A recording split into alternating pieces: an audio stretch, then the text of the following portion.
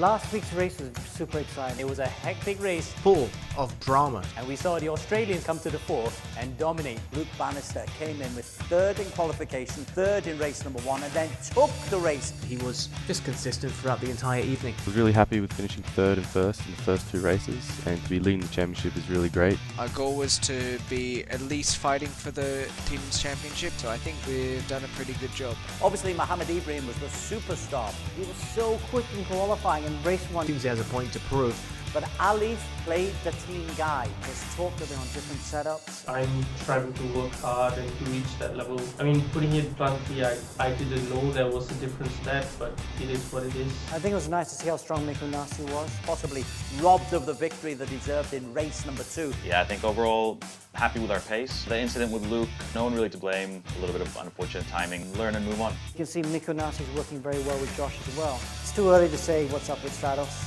They had obviously a bad round 1. Performance didn't go as well as we thought it would be. Getting caught up in the incidents that happened. Overall, we need to find more pace. I think we need to do more testing to prepare. Coming up tonight, round 2 at the circuit Gilles Villeneuve in Canada. It can be really claustrophobic. This circuit is a break killer. Mohammed Ibrahim is going to be very quick. Blackarts is going to be strong with both their drivers. Safe House will be strong with both their drivers as well. And I want to see how our current reigning champs from Season 0 and Season 1 do this time around. It has a long back straight, so hopefully we can see a lot of overtaking there. It's a challenging street track. I think this track is much tougher than Brazil. Very difficult track with the walls and the curbs. Got to avoid that champions wall and the exit of the last corner as well. Probably my least favourite track on the calendar. Never driven it on any platform at all. Quite a challenge to pass. The track is very tight, hardly any runoff. Turn 1 to the left of chicane, it's going to be wild. Yeah, lots of chicanes and tight corners. There's going to be a lot of passing that's going to happen. It's going to be an exciting race and it's going to be a hard one too. 1 down, 7 to go. What a way that we started.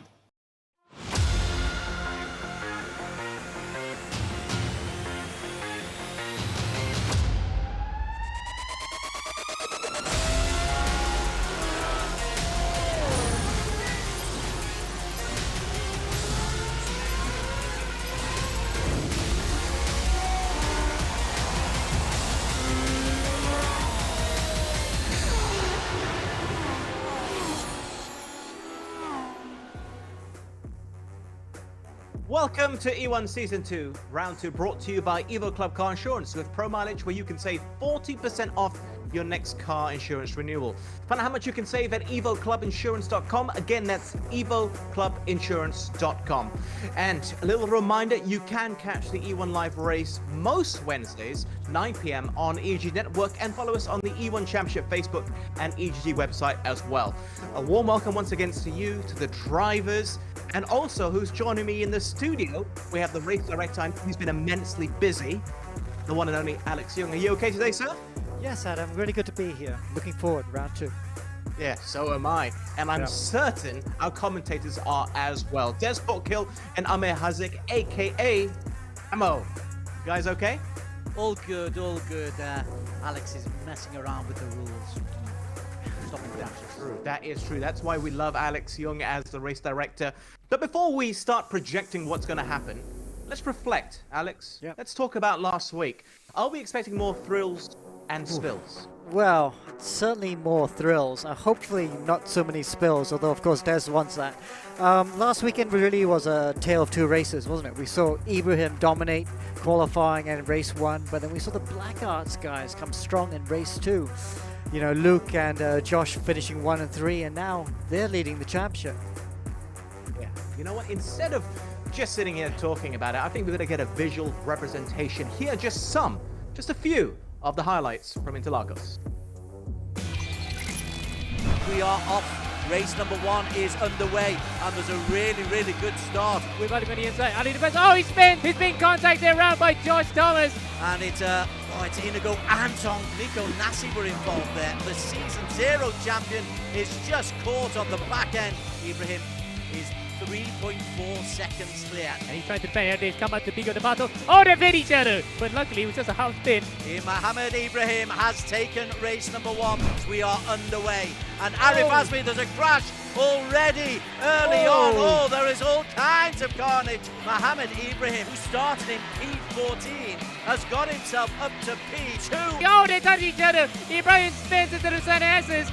Just as he goes around the outside, and we have an effective new race leader as he again makes an aggressive move around the outside. As he is taken out as he comes round. Luke Banister takes the victory. A lot of screaming from Ammo and myself there. Round one, we had Mohammed Ibrahim setting the fastest time in qualification, going on to take the first race by a country mile, ahead of Josh Berwin and Luke Bannister. Look out for Blackarts racing Caelan Chin, making it a very Aussie top of the grid. Luke Bannister winning number 2. This is his debut E1 Championship performance, so a third and a first, very good. Caelan Chin and Josh Berwin making a 1, 2, 3. So the overall result in round one, Bannister collecting 44 points, Josh Berwin 40, Ibrahim 34, slightly disappointing. That is the total that we have in the championship standings. Bannister and Berwin, Blackarts, the team to look out for.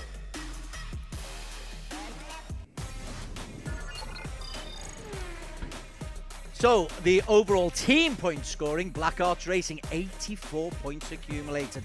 Flash, the defending champions, 53 for them. Safe House with 44, but look at the team who we expected to be doing well. Stratos down in 5th place, a 33-point weekend. Must do better. Many thanks there, Des. Let's talk about the first thing right at the top of the standings. It's the Australian drivers. They took on Interlagos superbly. 4 out of the top 5 positions were taken by an Australian. So, Blackarts Racing, Luke Bannister, Josh Berwin, are they your favourites today, Alex? Well, they are going to be hard to beat. You know, the two drivers, or two Aussies. Josh Berwin we know very well because he's been racing the E1 before, so we know how quick he is, but he's also an iRacing specialist, so not surprised to see him up there. Luke Bannister, very quiet, doesn't say much, but he's come in and done a great job in that race to win, and now leads the championship. They are the ones to catch. But Des, I know last week you were very full of praise for the older drivers, but we had to talk about the youngest driver on the track. Caelan Chin, also so impressive, from Black Wolf. What did you make of his performance? Well, Caelan's a driver who we've followed a long time on the E1 Championship. In fact, he may be the youngest on the grid, but he's got a ton of experience. He's already picked up 9 podiums, 4 wins, 4 second and a first, so you can't exactly call him inexperienced. And his partnership there with Mika Hakimi, Mika's got 8 podiums as well, so this could be challenging. Yeah, Bannister made a great start, but expect more from the teams around him. Okay, and final one for you. Ammo, let's talk about the heartbreaking incident towards the end, well, right at the end of the final race of the day. Mikko Nassi looking like he's about to take the checkered flag. He's got about a minute 20 left on the clock from a 30-minute race. Racing incident happens, no one's at fault. What did you make of his performance, and do you think he's going to be stepping up today? Point to prove. Yeah, definitely, Adam. A lot to prove for Mikko, especially the fact that he led from that first season of E1 Championship where we thought that he could have actually gotten the title sewn up, but he kind of tailed off a bit. He went off the boil completely, and in the second season it was pretty much the same case. So I think for this one, similar story for the first race. He doesn't want to repeat it for the rest of the rounds, so he just wants to get off to a good start in this round to probably set himself up for a championship contention. All right, well, if you missed out on what happened last week and how impressive the Australians were, we've compiled a little highlight reel. Really good start from the second row back there. Josh Thomas around the outside with Ali on the inside. Ali defense. Oh, he's been contacted around by Josh Thomas.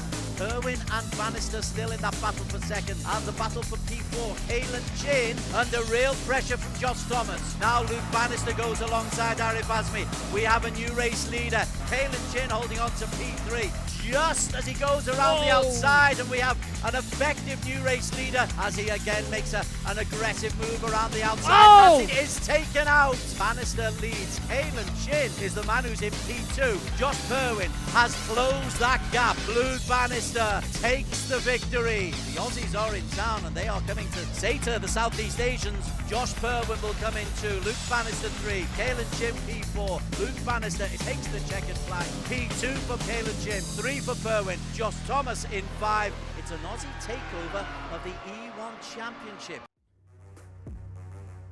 Let's hope for more of the same today in terms of pure entertainment. But there's someone we haven't mentioned yet. He's known for his aggressiveness on the track. He is a rebel with a cause. And he really stood out in the first round. Fastest in qualifying. He won race 1. Is also the fastest lap holder of both race 1 and race 2 in last week's Interlagos affair. Now, some interesting facts about him. His teammates to both seasons champions. That's season 0 and season 1. Last season, he was recruited by Stratos and paired up with Nakib, the season 0 champion, but was being replaced in the middle of the season. Now, that is interesting. This season, he's recruited by Team Flash to pair up with Alif, who's a season 1 champion. And last season, Ibrahim started the season well with the podium in round 1, and he was ahead of Nakib. This season, again, last week in round 1, he was ahead of Alif with a P3, 3 positions ahead of Alif in the standings. So, Alex, coming to you first, what does it speak of his quality as a racer that champions want to sign him up? Well, I mean, Ibrahim's stunningly quick. You know, he was new with us in E1 season 1, and you could see his performance is already there, despite being new to race room. Now, we're at iRacing in season 2, and he's an iRacing specialist, a bit like Josh Perwin. So he's stunningly quick. Team Flash were really clever to snap him up. But, you know, we're seeing this to and fro thing. You know, Stratos Motorsport didn't want him halfway through the year, dropped him. You know, Ibrahim's very much a focused driver. He knows what he wants. Stratos, more of the team playing, sort of, they like the drivers to play with each other, to respect team orders. Ibrahim doesn't like to do that.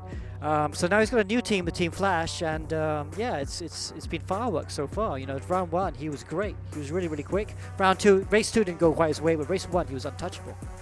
Well, it's not just a solo race, it's a team effort. So Des, do you consider him a team player or very much a solo man?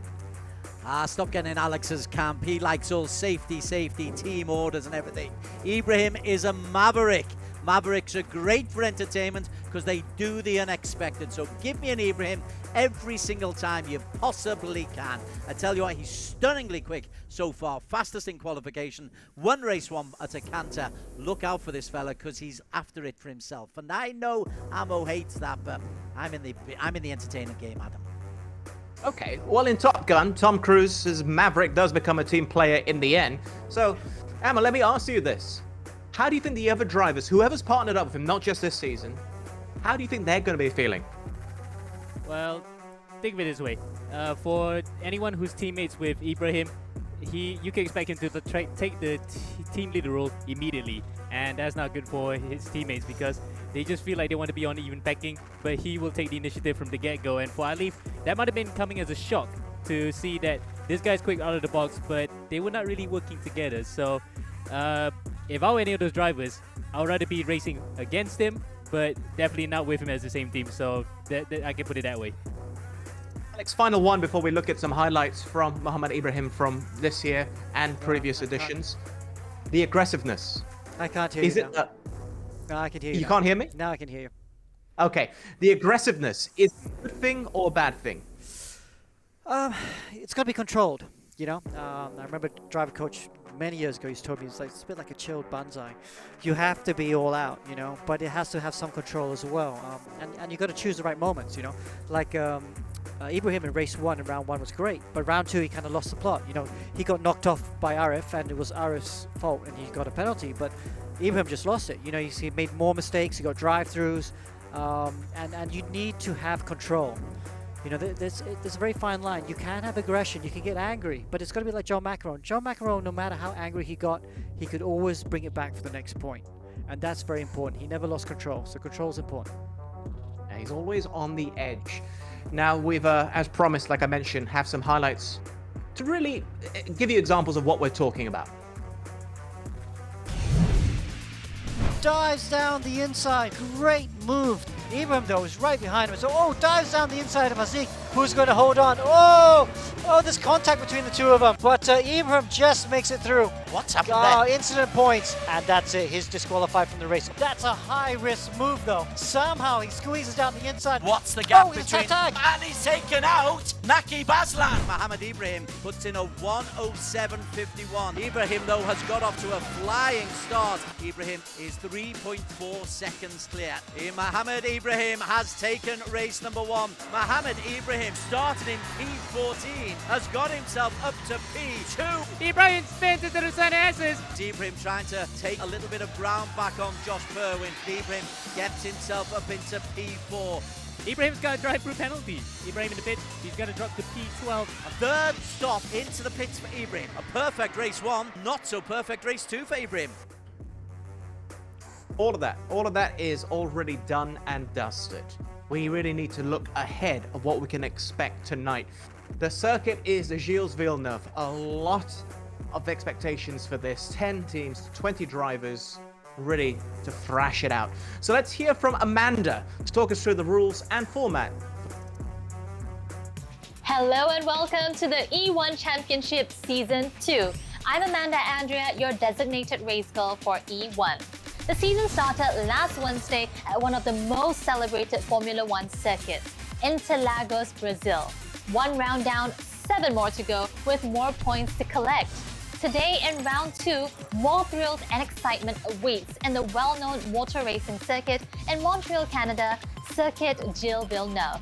This circuit debuted with the 1978 Canadian Grand Prix and has since become the home to Canada's annual Formula One race. Circuit Gilles Villeneuve is situated on Montreal's Ile Notre Dame, a man-made island in the St. Lawrence River. It is a twisting track with several chicanes, a long straight, and big stops. This clockwise direction circuit has undergone a number of alterations over the years to arrive at its current total length of 4.361 kilometers with 14 turns and 1 long straight. The circuit is a fairly flat circuit, almost as flat as the surface of the former Olympic rowing lake alongside it, with just 5.2 meters between its highest and lowest point.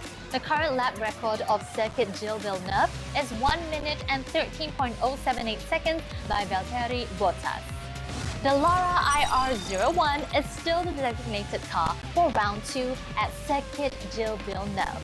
This Italian beauty is designed to blend the best elements of Grand Prix racing past, present, and future.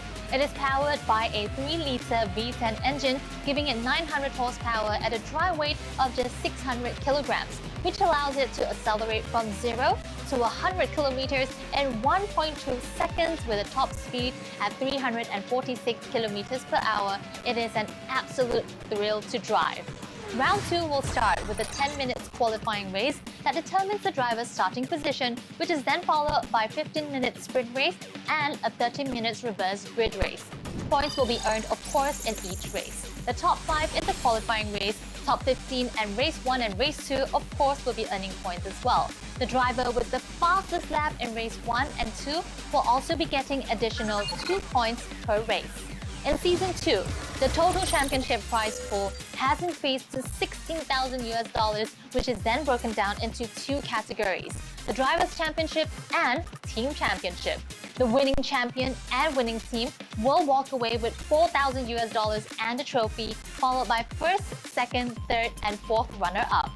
This is respectively for both driver and team divisions as well. Cash and trophies are up for grabs. Good luck to all teams and drivers, and may the fastest win.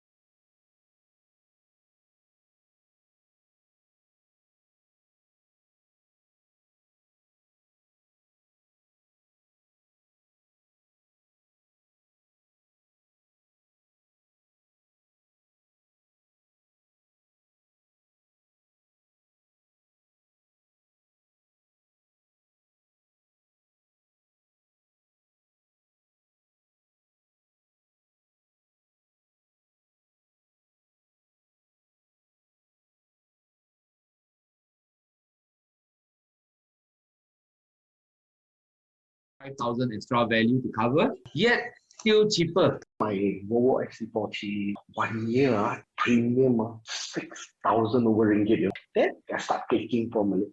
I say, huh? 3,200 plus ringgit. Claim went through pretty fast. I got my car back pretty quickly as well. Called them about 8 o'clock in the morning. I think within 1 hour it came.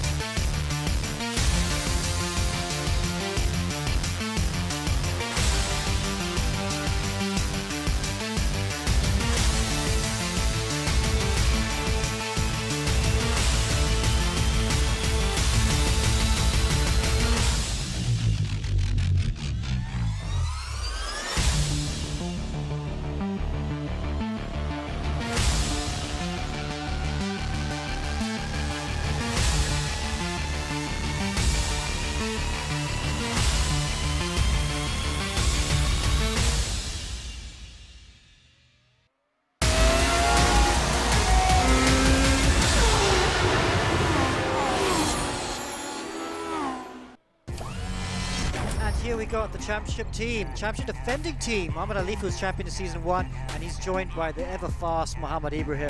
Super quick race 1 winner in round 1 as well. For Stratos Motorsports, Naki Baslan has won 11 E1 races, but he failed miserably last week in the start of season 2. His teammate Dominic Ang, they'll have to work hard together to pick up some points. And then we have Black Wolf Racing from Singapore. Got the Australian driver Kalen Chin, or Singaporean Australian driver. He's only 14 years old, and he's joined by another teenager, Nika Hakimi. Fast Filipinos, Inigo Anton and Joaquim Garrido. Inigo came 4th in Season 0, is very, very quick, but struggled a little bit on this new platform. Look out for improvement this week. And then we have Safe House, the Korean/Singaporean team. We've got Miko Nasi, who really should have won a race in round 1. He's joined by Joshua Thomas, one of the dark horses really for the championship. They leave their personality on the track. Luke Banister and Josh Perwin, the Australian duo, who are top of the championship standings. Blackarts indeed. Indeed.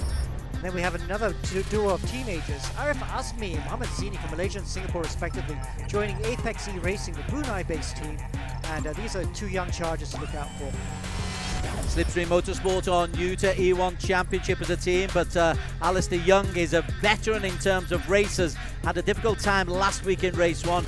Ivan Vantagiato needs to pick up the pace as well. And then we have Team EGG. We have a new driver joining us, Melvin Tan from Philippines, joining us because Whelan Choi was not able to make the next 2 races, and he's joined by veteran Aaron Lim, the A1 GP driver. A bit closer to my generation, Tunku John Lay, who caused an almighty pile-up last week. He's joined by Keithley Othman. They will provide some fireworks. The old boys have still got some spirit, you know.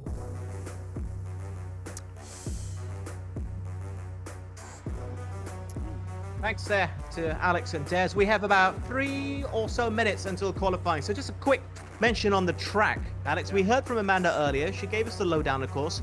But I was on the Facebook page for E1 Championship, and they have a race difficulty rating. Out of 10, it was put as a 4, which surprised me because we heard all the drivers earlier on say it's a difficult track. And I think it was one of the drivers, Alex, it might have been, who's never even raced on this track. So how difficult is it? Okay, it's a street track, so that makes it a bit tricky. It's quite bumpy, and you've got walls on either side of the track, so if you make a mistake, you're in the walls. But as far as the track goes, it's very simple. Long straights that's separated by chicanes. Yeah, you have to learn how to ride the curbs just right to carry the speed, and you need a car that's good under braking and traction. But it's very simple to learn. The drivers actually will learn this track super easy. It'd be an easy track to learn, maybe a bit of a tricky track to be quick on though. You know, the bumps will make it a bit tough, and you'll see guys, like especially the last corner, that chicane, if you monster the curbs there, you can find a lot of time, but you get it wrong, and you'll be in the barriers in the Wall of Champions. Right, I think we're just about ready for qualifying.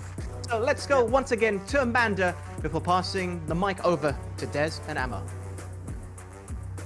It's a hot and sunny day in Circuit Gilles Villeneuve, Montreal, Canada, with 32 degrees Celsius and the air humidity is at 70% with only a wind speed of 5 kilometers per hour. This beautiful circuit was originally named the Ile Notre Dame Circuit. It was officially renamed into Circuit Gilles Villeneuve in the honor of legendary Canadian Formula 1 driver Gilles Villeneuve after his fatal accident at 1982 Belgian Grand Prix. Well, now the drivers and teams are finishing their practice round. The 10-minute qualifying race is coming up next. Let's head over to the commentary desk to talk us through the race. Yeah, thanks, Amanda. The E1 Championship Season 2, it's the Premier Sim Racing Championship, and we're delighted to give a shout out to our main sponsor, Evo Club Car Insurance with Pro Mileage. Save 40% on your next car insurance renewal. EvoClubInsurance.com. Having paid homage to the sponsors, let's go to the circuit. And we are still in practice. There's a minute or so left. Amo Hazik joins me. Amo is a very highly regarded sim racer in his own right. But this platform, Amo, it's caused 1 or 2 problems for the racers, the regular racers in Season 1. Are you expecting a big improvement? Maybe after weeks of practice, they will probably get the grips to it. As we see Ibrahim actually doing a practice start in the pit lane. But yes, we should expect the drivers who struggled in that first race to come good in the second one, but to challenge the likes of Ibrahim and the Australians who are iRacing specialists might be a tall order, but it might bring a surprise or two in this particular race. You've said in previous matches, in previous broadcasts, by the way, qualification, the 10-minute qualification has started. You said in previous broadcasts you love this circuit as a sim racer. Why? Because the walls are so close, it's very challenging. The corners are exhilarating to take. And let's face it, the sites are beautiful actually. It's a man-made island beside the St. Lawrence River with the Expo building. If we can actually see it through the trees here, there is a World Expo building that he opened for Montreal back in 1967 in there. So a very beautiful site. Yeah, I think we can just see it just about behind the trees there. But yeah, great circuit, really love it, and I'm excited to see it racing in the championship. We are on board with Mohammed Ibrahim because he was by far and away the fastest racer last week. He set a hugely quick qualification time. So let's just see how he's dealing with this circuit here. As we just come around, Mohammed Ibrahim, he hasn't set a lap time there. So that's the out lap. 10 minutes, it's a long time for them to set a lap time, particularly here because we're expecting what, a 117, a high 116s? 113s, I would say. 113s? Yeah, because these the cars fastest is 115, isn't it? Yes, but because the last time that we were here for the actual qualifying session for the 2019 Canadian Grand Prix, Sebastian Vettel set a 113. Sorry, a 110, but in the race it was a 113 in the race itself. Sorry, yeah, I was mixed up there. But yes, around that time at least, 113 to 115 should be the ideal target. Well, we're staying on board just at the moment with Mohammed Ibrahim, but Luke Banister, He's the man who really took us by surprise last week. The Australian Luke Banister won race 2, having taken a 3rd place in race 1, and he was also 3rd fastest now in qualification. Now he's an iRacing expert. What is the difference between an iRacing expert and somebody else? Completely different form of racing, to be honest, and the fact that cost aside, it is actually one of the highly regarded simulators among all the experts. The tire physics are just about up there. The weight transition for the cars is also pretty good. So you can really see why when we call it iRacing experts, they are really up there. They are fast and they know what they're doing, especially in cars like this. Well, Banister set a first lap time of 1:12.90. That is a 2nd down on the man who's quickest by quite some way. Once again, Mohammed Ibrahim. So Banister looking to improve on that. Currently he's down in P7.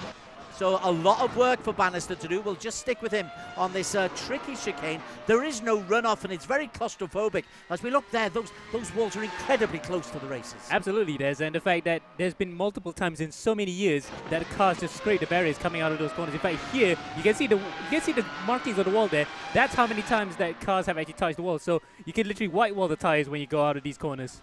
Well, Luke Banister, as he comes to the last corner. This is corner 10. It's the hairpin, and then just a little kink until, he comes to the chicane. So down the Casino Straight, and then into what I know is one of your favourite parts of the circuit. Yes, the Wall of Champions inaugurated. Well, it was inaugurated until 1999. It was christened because in that particular year, Michael Schumacher, Jacques Villeneuve, and Damon Hill all crashed there, and they were all former champions, so that's why we call it the Wall of Champions. Luke Banister down in P9 at the moment. Mohammed Ibrahim, he is still quickest. Let's move on to Alif Hamilton. Now, Alif struggled last week, change of platform, the defending champion, of course, in the E1 Championship. How's Alif doing? Currently 3rd fastest, a 1:12.21, his best time at the moment. Yep, and certainly some room for improvement. He can definitely improve it now. In fact, we're looking at the sector times. A bit off. In fact, he was fastest in the first. He says first and best in the first sector. Can he come through the final sector to improve? No. Still 6/10 off, but at least he's in a better position than compared to when he was in round 1. This is Mohammed Alif Hamilton, the defending champion, Team Flash, a Singaporean. We are expecting him to do well. Here he is. We'll just stick with him just for a little while longer, just to see how he's dealing with this circuit. So far it's looking pretty good. He's looking pretty solid on the circuit, and bottom right of the screen you can see that's the Alif of old, isn't it? He looks fairly in control. Absolutely, and the fact that he will love to win here as well, because you cast your minds back to 2007, Lewis Hamilton had his first ever Grand Prix win right here, so to emulate his hero will definitely be the icing on top of the cake. Okay, let's look at another former champion, the Season 0 champion, Naqib Aslan. He was 4th fastest at the moment. If we just get a bird's eye view on where he is on the circuit, Naqib Aslan currently 4th fastest. Banister's in the pit lane, so Naqib, he's lost a little bit there. He'll have to abandon this lap and he'll drop down to P5. Let's have a look at one of the Australians, Josh Thomas, who rather underperformed last week. I think we expected more from Josh.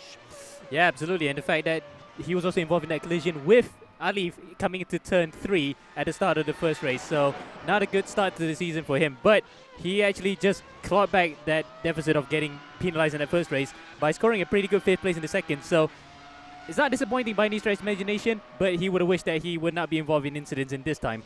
P2 at the moment, 0.4 of a second down on Mohammed Ibrahim. We have got 4 minutes left of qualification. Plenty of opportunity to get out on the circuit for them all. Here is Josh Thomas as he comes round this hairpin. Then you've got that little kink and then the long straight where you're reaching speeds of what, 300, 315, 320 kilometers an hour? Yeah, 320 in 7th gear. That's pretty much what you can expect with these cars. They top out around 330. And in fact, they can go even faster by 250 miles per hour, which is about 340. So these cars can still really pull on the straights. But in this particular case, they have to get it through the corners, which Josh Thomas really nearly scraped the wall for a second, comes across the line and remains second. In fact, he got up to second that previous lap. So I think he's going to abandon this one and try to go for another run. How about Josh Purwin? He's another who did well last week. He didn't get a victory, but he is certainly in a very, very strong team, Josh. And he looks very determined. Both those Aussies, Banister and Purwin, they've got a little glint in their eye, don't they?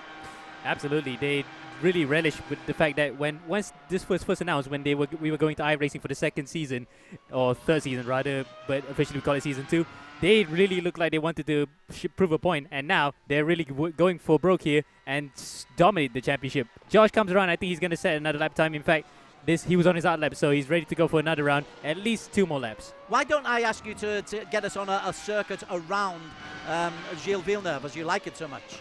Yes, we already went through the first 3 corners. In fact, we're coming up to the corner where Lewis Hamilton and Sebastian Vettel had their infamous coming together in 2019, the last time we had a Canadian Grand Prix, which Vettel lost his win.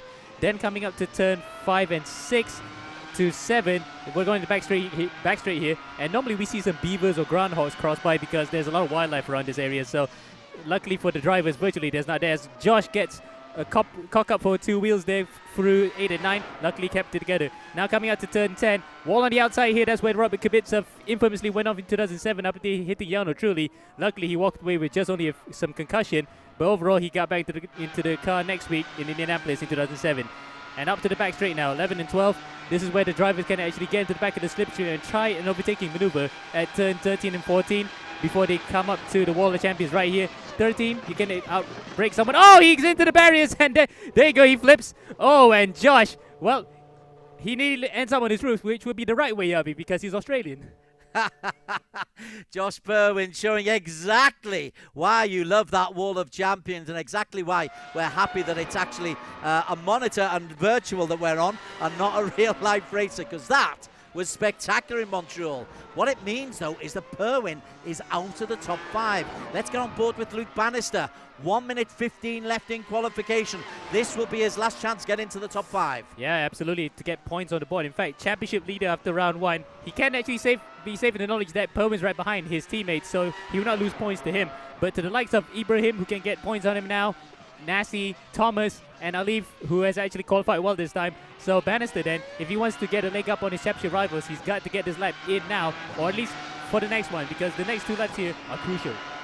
Sector 1, Sector 2, they're quick times, but not as quick as Mohammed Ibrahim, who is happily in the pits at the moment, having set a fastest lap for the 2nd consecutive week. Let's see what Banister is able to produce. He's currently in P6. 1:12.32 is his target, and he has not been able to improve on that. And that is that. No, I think he's got his 1 more lap, because if he really called it quits, he would have stopped at the first turn. So he's still going for it. Let's see if he can actually improve on this one. Well, you're quite right. He is going for it, isn't he? As we follow the championship leader, 44 points accumulated by the Australian on his first ever appearance. At the moment, Ibrahim in pole, Nassi alongside him on the front row of the grid, Josh Thomas and Alif Hamilton. And I tell you what, Luke Banister is going to miss out because the qualification period, I believe, is over. Oh, that's a surprise, because I thought he had enough time for 1 more lap. So Banister then, not scoring points in the qualifications. That would be a shocker for him. Okay, so Mohammed Ibrahim has picked up pole position once again. Alex Young, Inquisition time.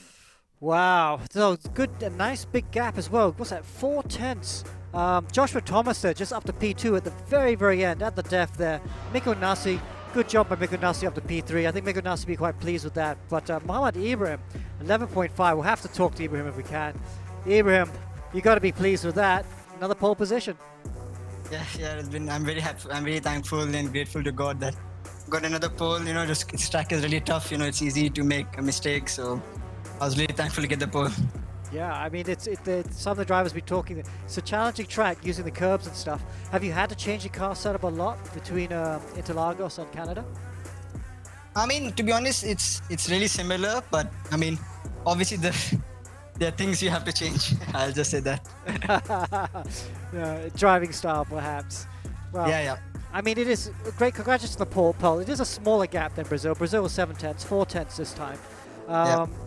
Will you be able to run away at the front again, or will it be tougher? Of course, it'll be tougher. You know, I mean, there's quite a lot of slipstream in this race, so hopefully we can bring it home cleanly, and me and Alif can finish 1-2. Wow, that'd be perfect. Alif also improved there in P4. Well, congratulations on another pole. Good luck for race 1. Yeah, thank you so much, guys. Thanks there to Mohammed Ibrahim. Des, I believe we're ready for the unofficial results. So, walk us through what we've just witnessed. I'm not sure we are. I haven't got them so far officially. Yes, we do. Mohammed Ibrahim is the man saved by the by the graphic. Ibrahim, fastest once again, a 1:11.520. Miko Nasi coming through in P2 for Safe House, just ahead of Josh Thomas. Alif, I tell you what, that's really strong for Alif Hamilton at P4, and Naki Baslan. The two previous champions have answered the critics, me, and have got themselves points. Luke Banister 6, Josh Perwin 7, Inigo Anton 8, Hakimi 9. Kalen Chin will be frustrated with a P10. So only the top 5 pick up points, but Ibrahim and Nasi on the front row. It's looking pretty good. The E1Championship.com is the place to go, and EvoClubInsurance.com are our sponsors. Many thanks there to Des Corkill. We'll be, of course, expecting a whole lot more throughout the course of the evening. We have the sprint race, we have the reverse grid race, we have our analysis of what we've witnessed in qualifying. What can we glean from that short 10-minute round of qualifying? We're going to discuss that next year. Stay tuned.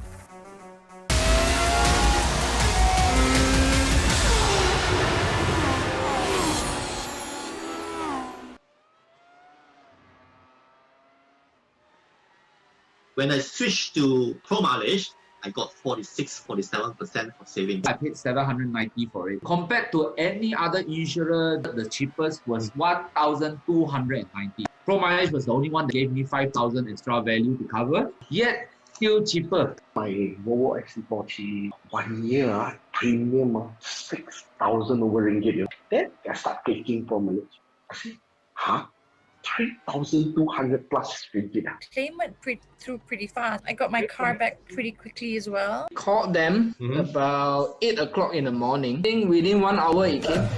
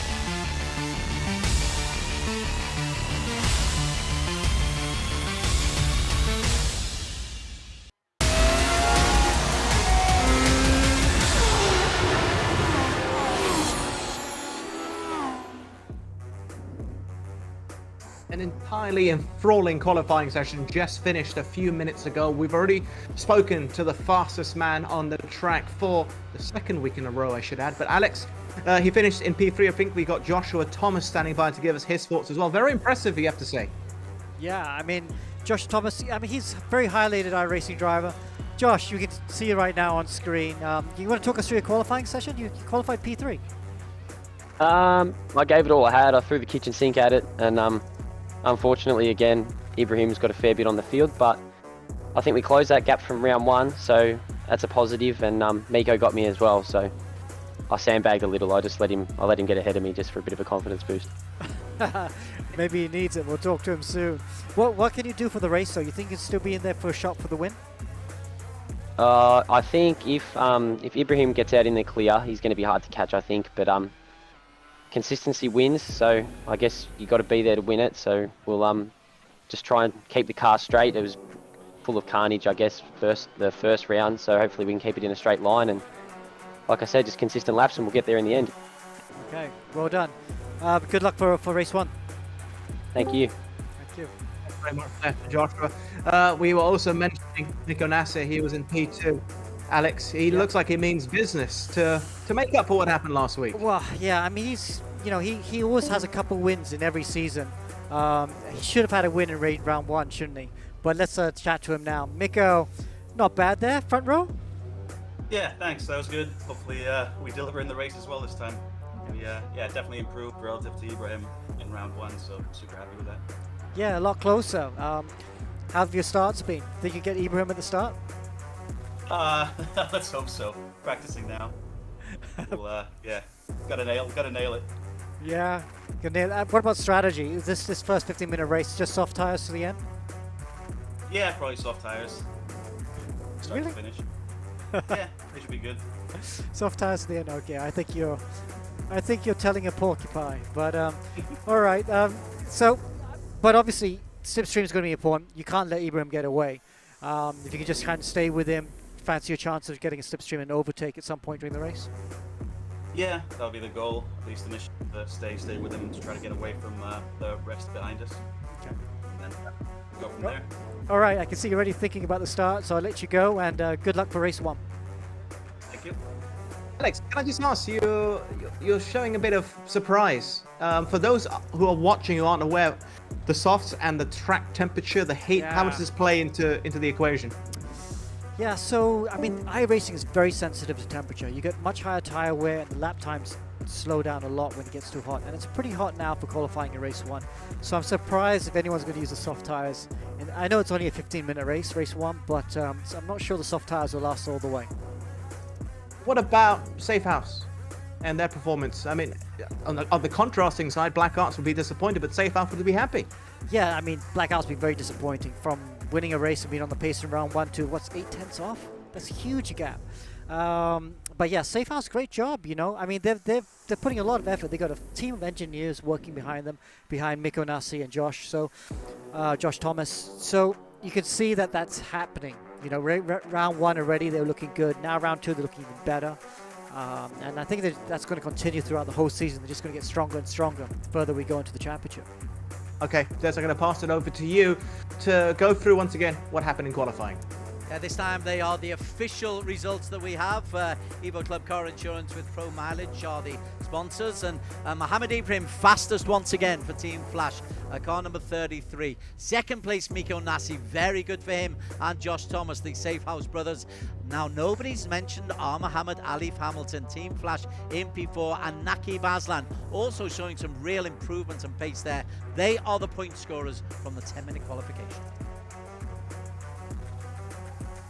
To Nico and Joshua already. What about our 2 former champions? Well, I think you were saying earlier on that they'll be looking to definitely improve on Interlagos to here today, given their pedigree. Yeah, I mean, they've made a big improvement. They're both in the top 5 right now. So they've nice improvement from round 1, I have to say. But everyone on the grid will be a bit concerned. There's, a good 4/10 to the leader. 4/10 is quite a lot around Montreal. So, but they're not going to be happy with that. They'll be, a little bit satisfied that they're closer, but still a lot more to do. We didn't really get to expand a little bit earlier when we were looking at the track, though, because I'm interested in the sprint race, because the word I think to be used is claustrophobic. And we're going to have a lot of cars. It's qualifying, you're just alone out there, effectively, but here, when you have all the cars on the track, what are we going to be looking out for once we start the sprint race? Well, it depends. Let's not forget, turn 1, 2, and 3 is always, you say claustrophobic, a traffic jam. It's always a traffic jam there. Every time Formula 1 comes here, we always have a collision in turn 2. So I think that's going to happen again. Des is going to love it. And you've got some fast starters as well. We've seen Alif, from Singapore. He's always a great starter. He starts P4. You could see him in P1 before turn 1 if he gets another mega start. Nakib's also a good starter. So there is going to be huge traffic jam through 1 and 2. And I'll be shocked if we get through without some sort of carnage.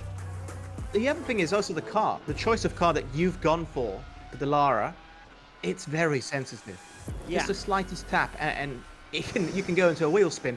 So with the claustrophobia on the track, with the traffic jam, and the sensitivity of the car, we're going to have some crashes, for sure. Yeah, I think so. I'm hoping not. I'm hoping everyone gets through 1 and 2 nicely. But you're right. I mean, just the slightest touch of these cars, it throws you in the air.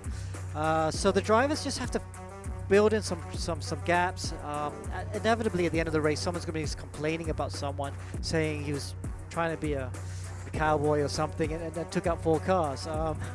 So that will definitely happen in race 1. And for the experienced drivers, they'll be aware of that. They're going to try and give us a bit more space and try and...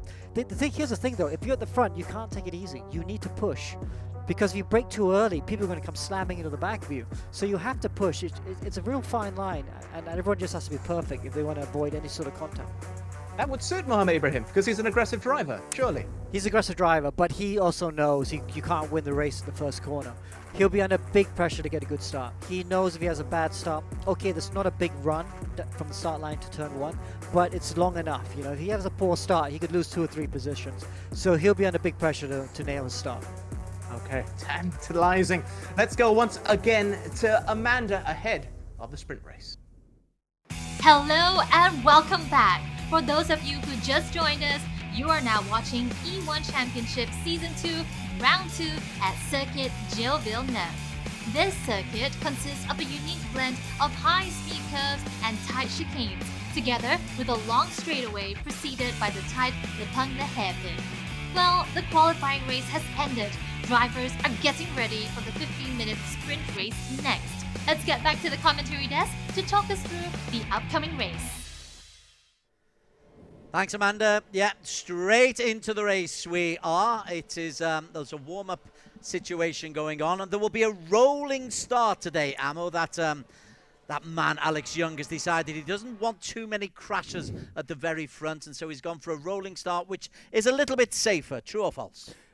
Slightly true, slightly false as well, because even rolling starts, we can have accidents. Just look at NASCAR and IndyCar. But it's a much safer bet compared to having a car stall right in front of you and you crash into it. Remember, in 1982, we had a fatal accident here before with Riccardo Paletti because a car stalled and Pironi was the car that was stalled. It was a Ferrari stalled and he ran to the back of him. Car caught fire. So luckily we don't have that kind of danger here, but that's kind of danger you have if a car stalls on a dummy grid or on the starting grid. So better to have a formation lap start.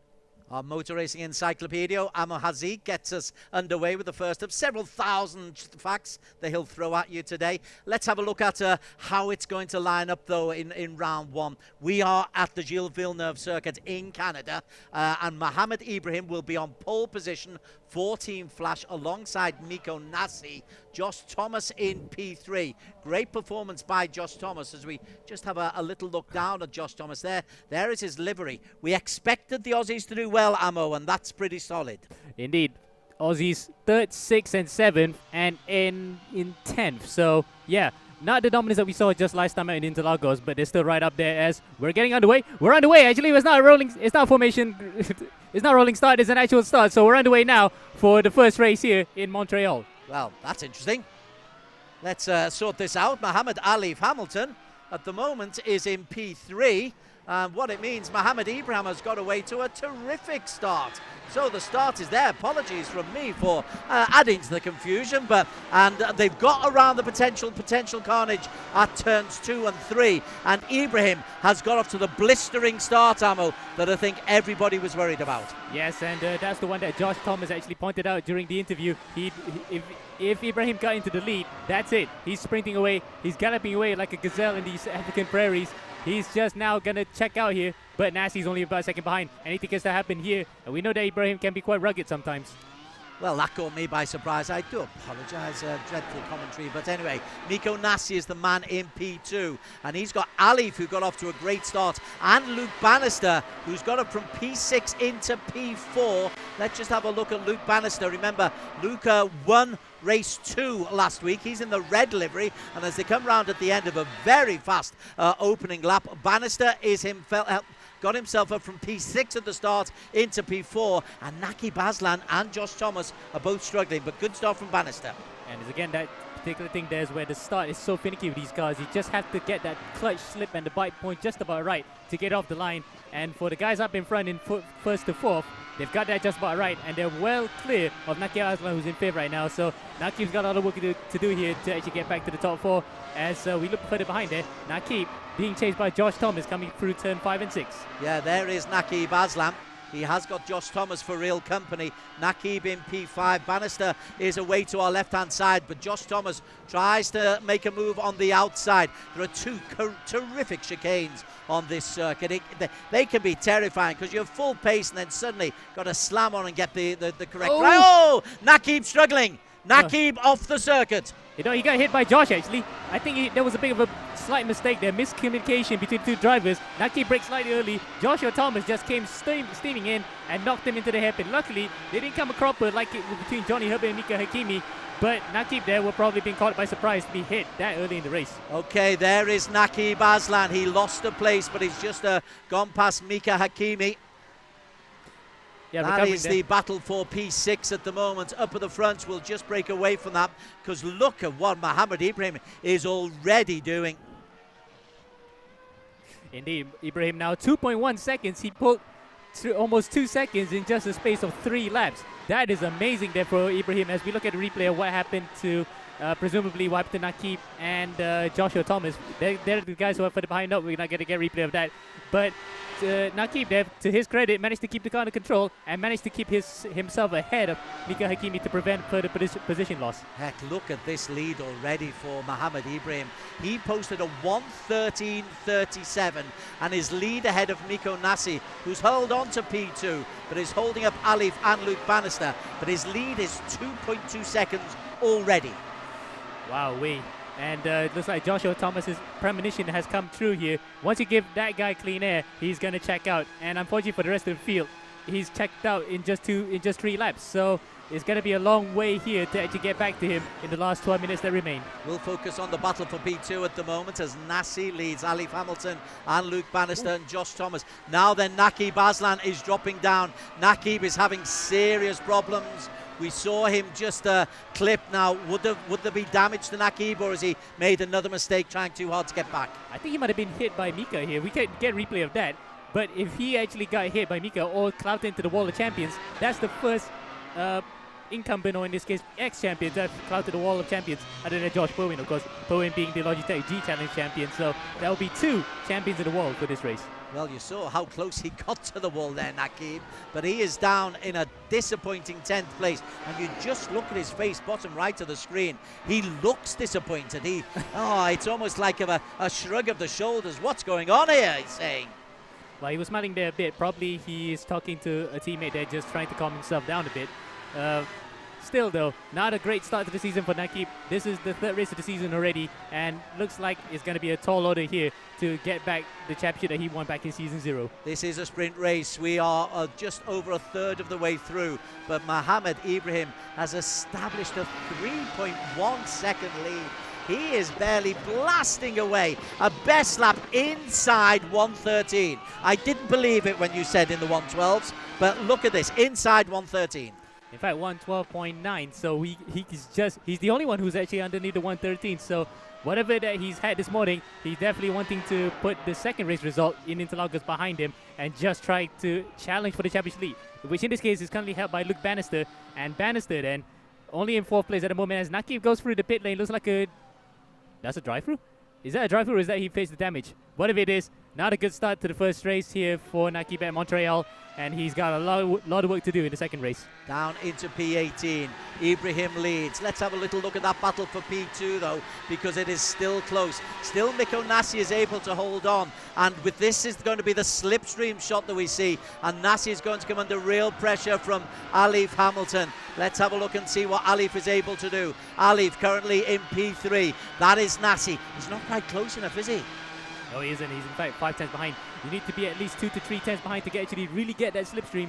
He's gotten close, but unfortunately no way through. But Banister though, he's even closer. In fact, he's actually closed out the gap to almost just 3 seconds as they come to the line here. This is going to be interesting fight for second. Regardless of what Ibrahim does at the front, we're looking at what is happening between second, third and fourth here for the final positions on the rostrum. Well, that was Alif just showing us a little bit of rubber there. We're on board with Luke Banister, who's in P4. He got 2 podiums in the first race of the season over at Interlagos.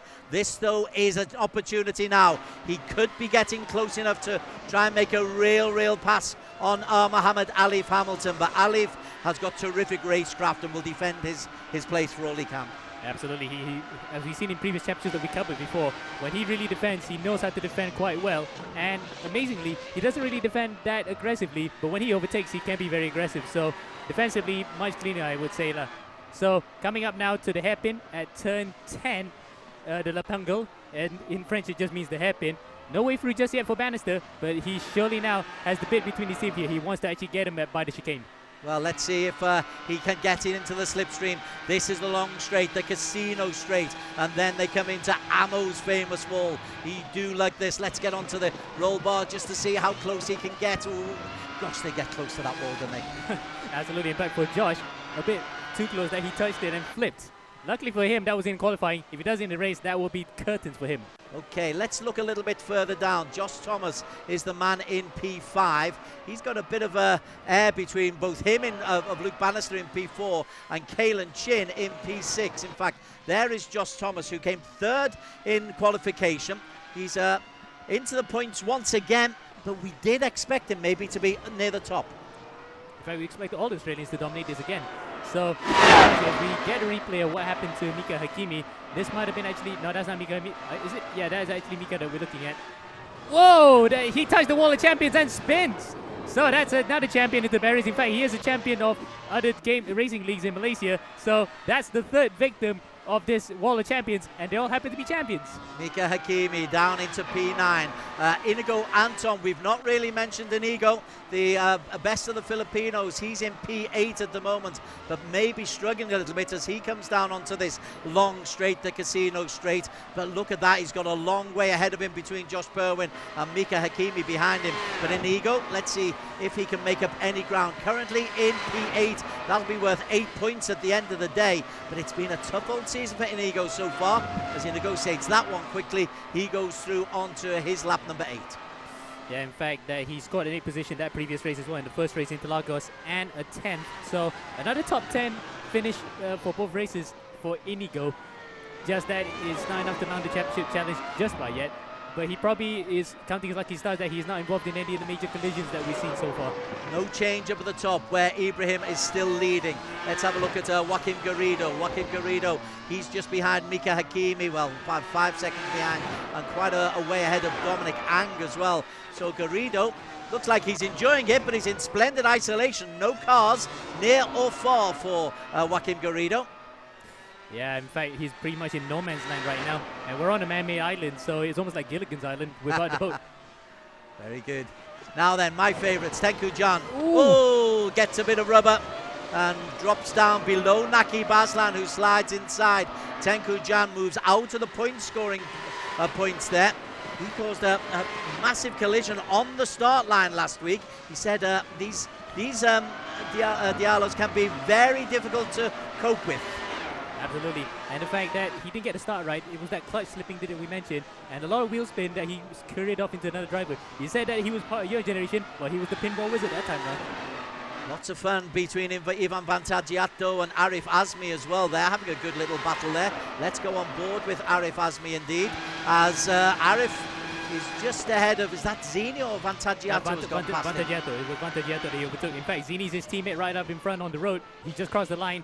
and he's still in 12th, while Azmi is about to cross the line. He just overtook Vantagiato. So what happened to Vantagiato there? We're not really sure. He just slowed down completely and let everyone through. Well, there is Vantagiato. Arif Azmi in front of him. Nakib Aslan in P15. Well, I tell you what, Nakib is used to being at the top of races. Now he's just going to have to learn how to work with the rest of them as he goes around the outside. Arif Azmi, Vantagiato defends, and Nakib hasn't got the speed. No, he doesn't, and the fact that he couldn't get a run around the outside there, that's not normally an overtaking spot, you know, because if you go around the outside there, you'll get into the marbles and smack the barriers. So Nakib trying an impossible move, shall we say, and Vantagiato, to his credit, defended quite well, and they are still in the race, thankfully. But Nakib then struggling here just to even get a point. In fact, he's just about getting a point in 15th. He definitely wants more here to recover, but is now a really sad situation in this first race.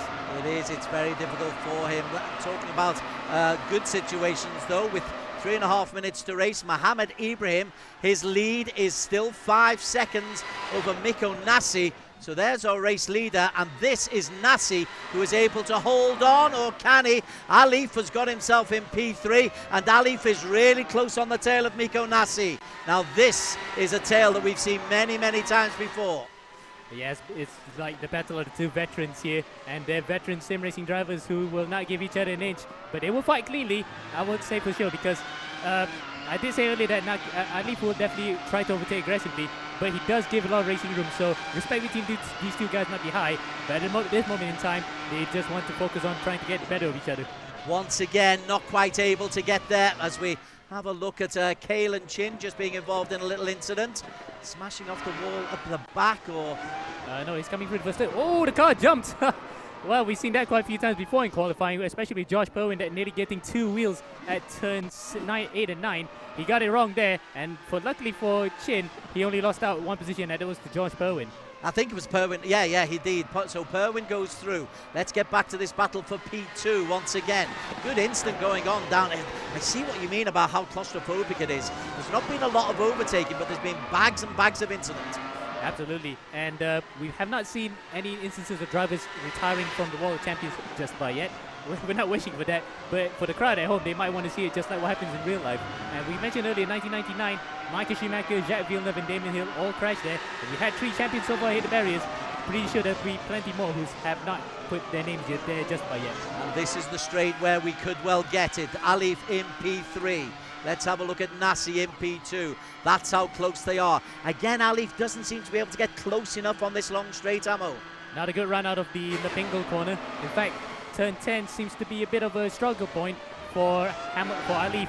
But the last 2 corners, look at that. Alif got a good run out of there. Miko might be a bit under pressure here coming to turn 1 and 2.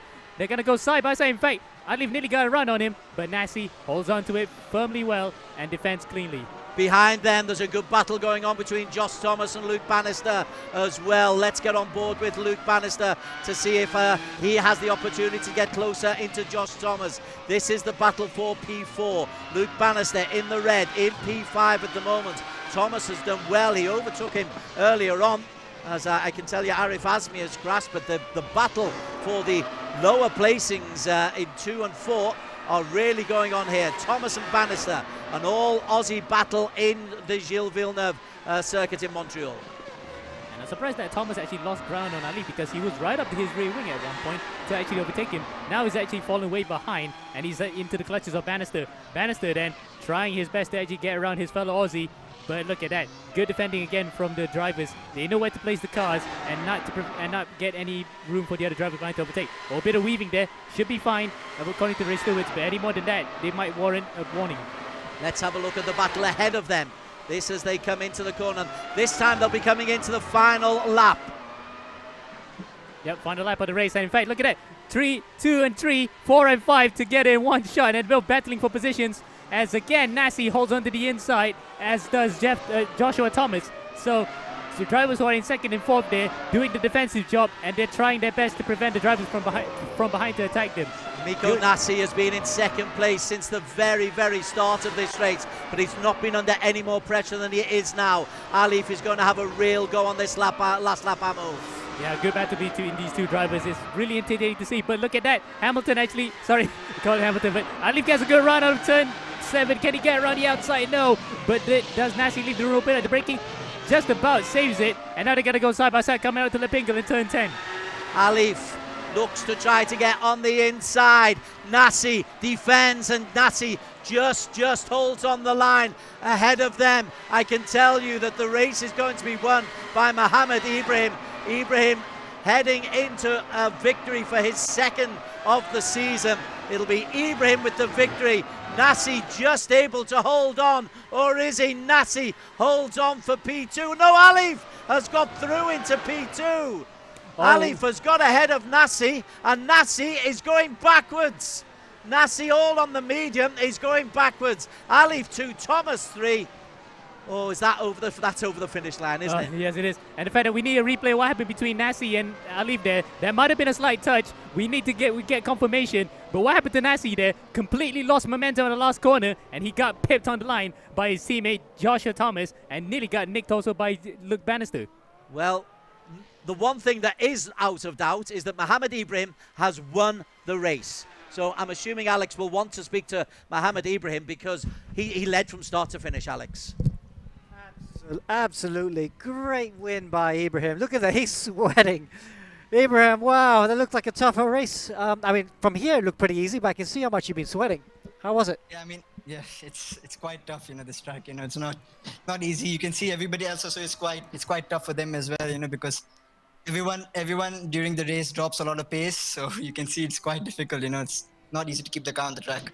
Yeah, but I mean, great pacer. Your fastest lap was half a second quicker than anyone else. You've just simply nailed this car, haven't you?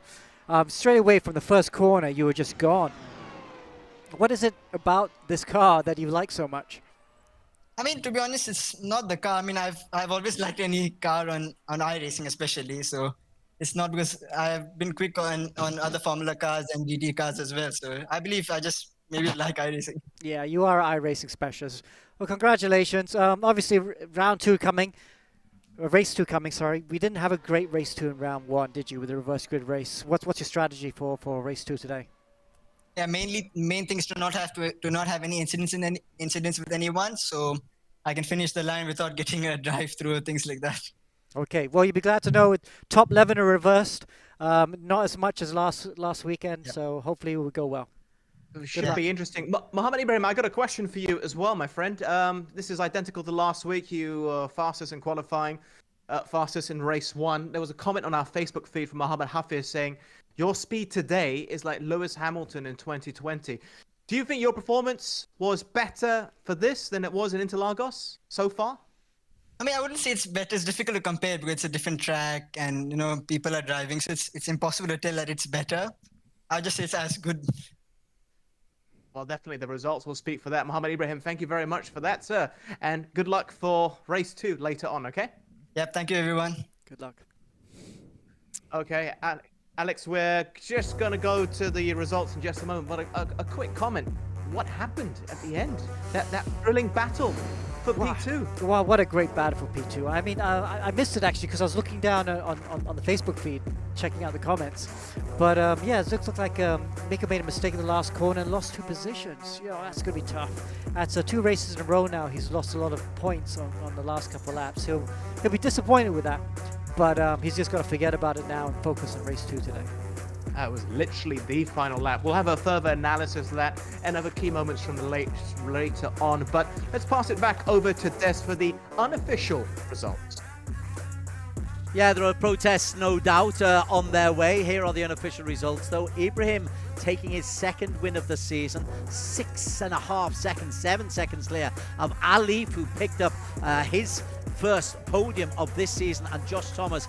Miko Nasi will have to find out what happened to Miko because he was leading that battle for P2, and another high position finish for Luke Banister, and Josh Perwin getting the better of Kalen Chin in P6. Inigo Anton, the best of the Filipinos, in P8 ahead of Mika Hakimi. Joaquim Garrido in P10. Points right the way down to 15, where Alistair Young had a good finish and got himself into P15 just behind Tunku John Lay. Nakib, we saw his problems in 13. Mohamed Zini 12 and Dominic Ang 11. 15-point scorers. Tough day at the office for Aaron Lim and Keithley Offman and Ivan Vantagiato. These results are brought to you by Evo Club Car Insurance with ProManage. Thank you very much for that, Des. Tell you what, I need to catch my breath. I genuinely do. We're going to go for a quick break. We'll give a further analysis. We'll take a deeper look at the car as we count down the minutes until we get the next race. Stay tuned.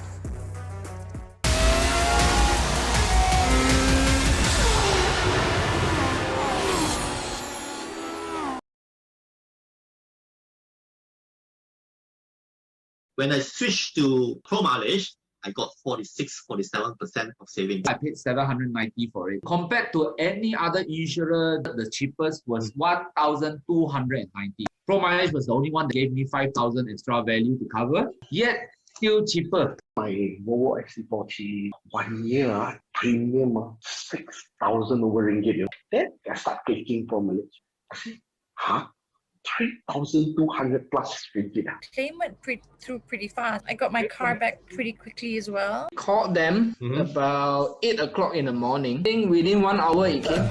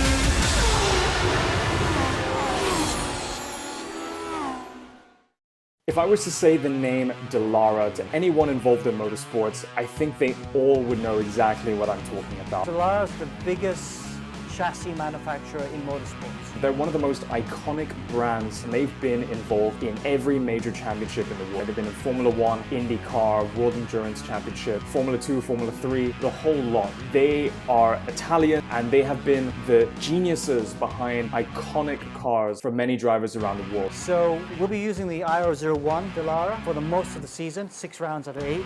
Is basically iRacing and Dallara's combined efforts to create their own version of what I could comfortably say is a Formula 1 car. Well, Dallara, I think the drivers will be very used to it, and so I'm expecting no real problems for the drivers to get to grips with that. It's a really fun car to drive. It looks super futuristic, also looks really aggressive. It has a very nice V10 engine in it. The sound that you get from it, it reminds you of the classic F1 cars. It's just amazing to hear again. Next thing is its grip levels, its aerodynamics. You can take, quite a lot of speed into a lot of the corners. And it's 900 horsepower. Incredibly quick, a lot of downforce. It's like what any driver dreams of driving.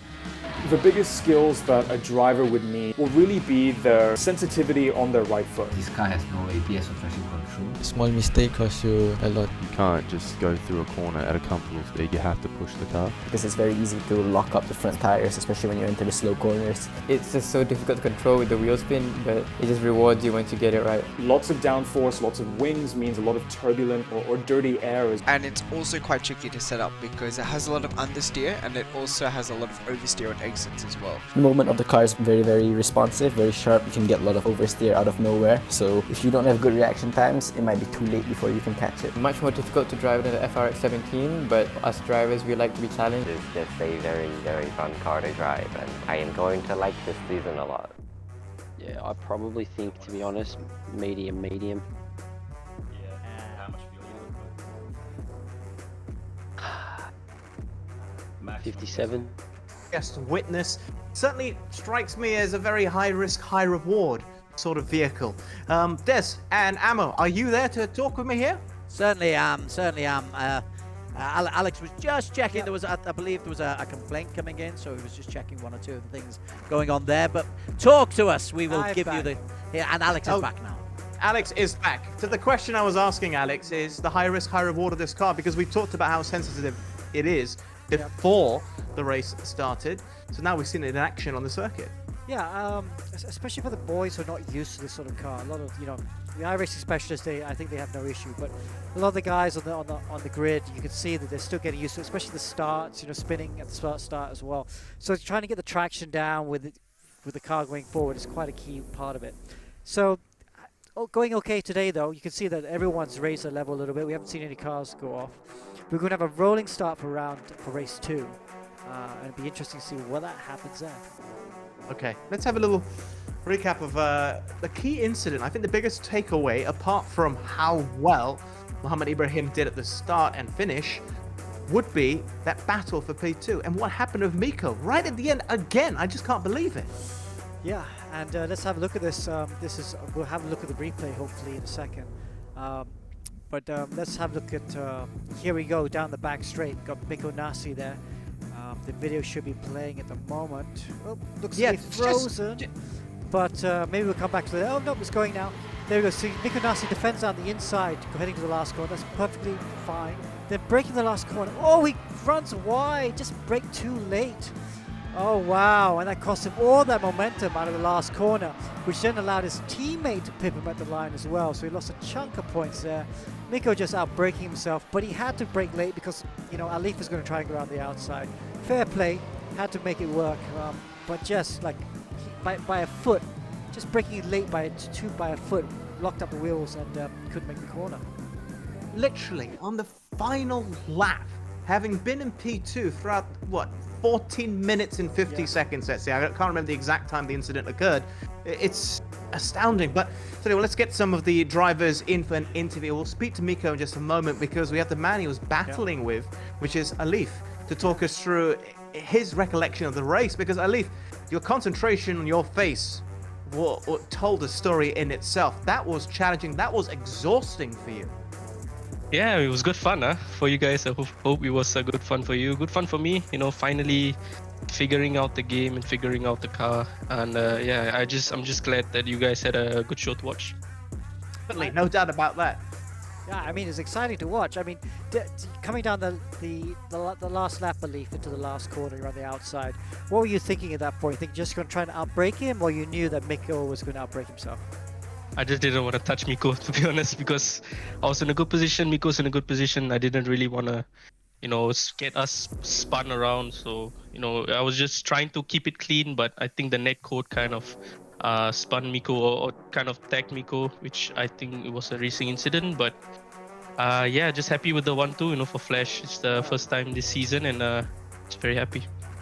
I think it's your first 1-2 since perhaps round 1 of season 1. So congratulations, it's been a while. Yeah, I mean, so what happens now for the next race? I mean, you're going to start P10. What's the strategy there? You've had great starts so far. Yeah, but it's rolling starts this time, so it's a bit different. Can't really capitalize on the standing starts, but I'm going to try to speak my way through the battle and see where we end up in the race and just try to adapt from there. Awesome. Adam, anything? No, that's it. That's Want to it. wish you the best of luck. It feels like redemption for you this race, and good luck in the final one for the day, okay? Thank you. Cheers. All right. You'll be extremely happy, Alex. I do want to talk about how you're operating with the rolling start and the reverse grid, but we'll say that for later on because I think we have to bring in Miko Nasi into the conversation. We spoke to him last week after the final race. We're speaking to you again today.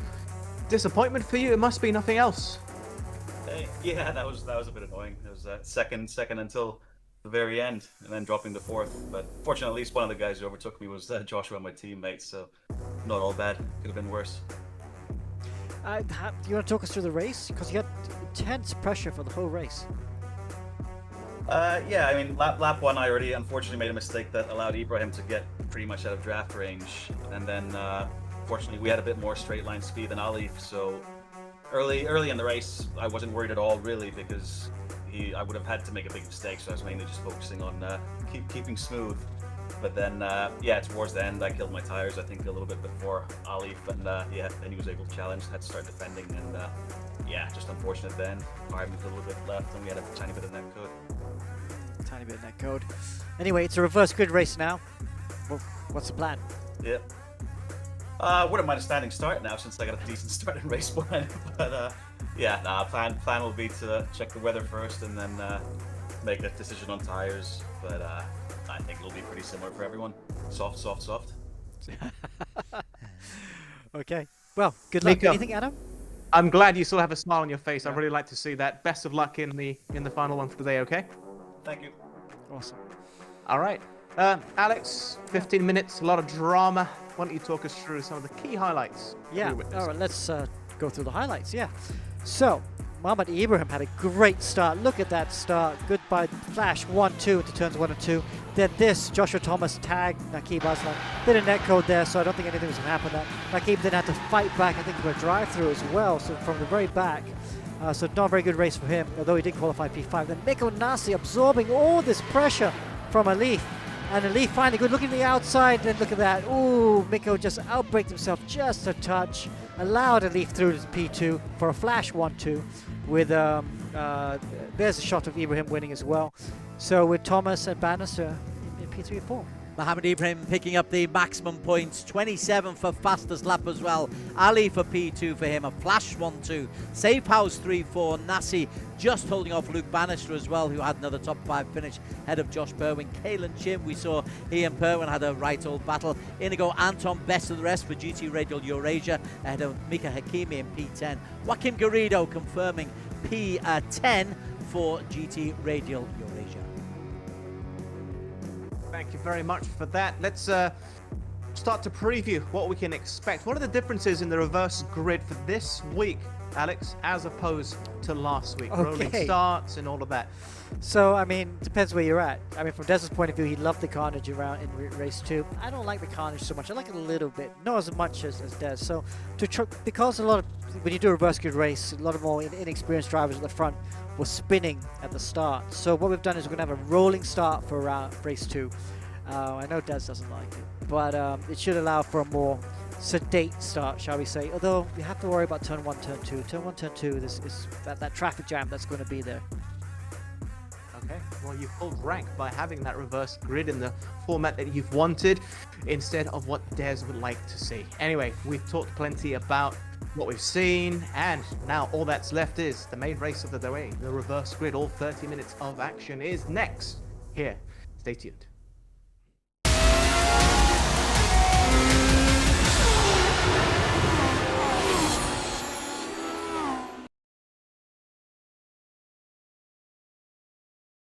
When I switched to pro mileage, I got 47% of savings. I paid $790 for it. Compared to any other insurer, the cheapest was $1,290. Pro mileage was the only one that gave me $5,000 extra value to cover, yet still cheaper. My Volvo XC40 1 year premium 6,000 over ringgit. Then I start taking pro mileage. I say, huh? 3,200 plus ringgit. Claim went through pretty fast. I got my car back pretty quickly as well. Called them about 8 o'clock in the morning. I think within 1 hour it came.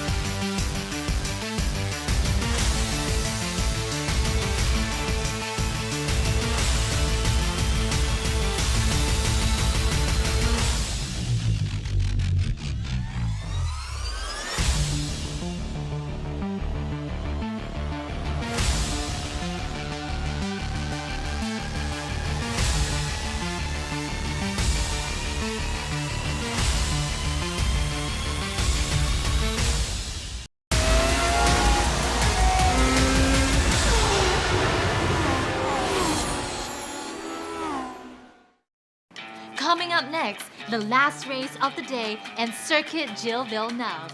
Circuit Gilles Villeneuve is also known for its Wall of Champions on the exit of the final chicane, where world champions like Damon Hill, Michael Schumacher and Jacques Villeneuve crash during the Canadian Grand Prix.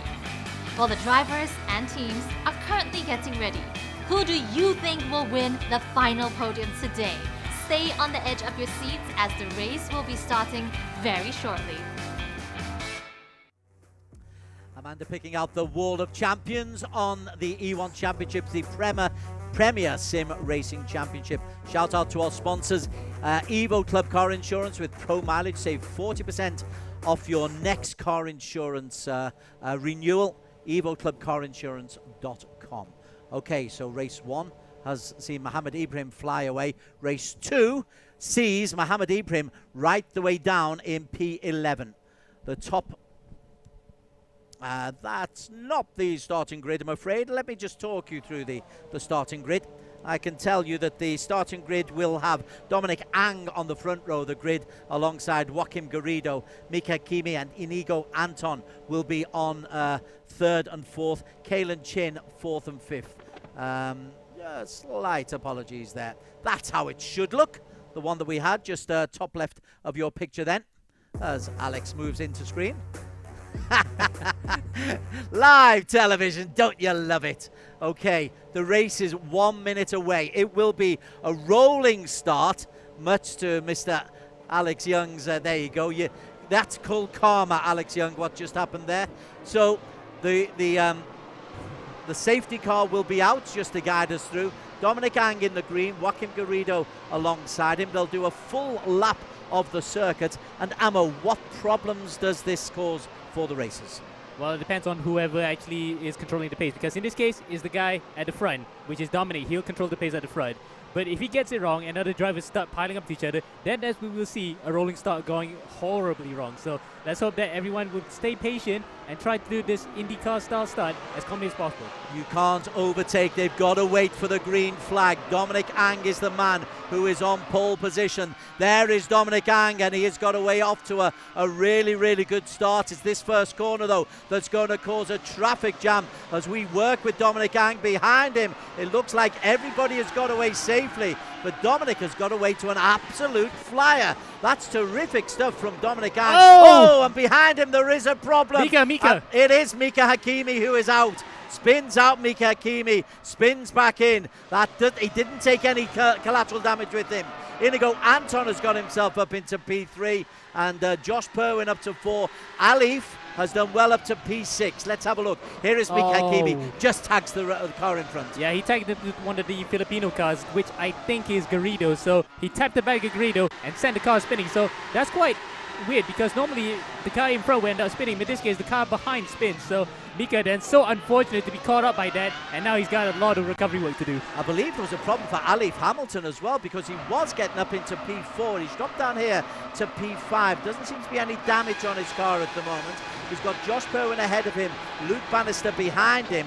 The man who we all really ought to be looking at, though, is this fella, Mohammed Ibrahim, who ran race number 1. He's got himself up into P8 by the end of lap number 2.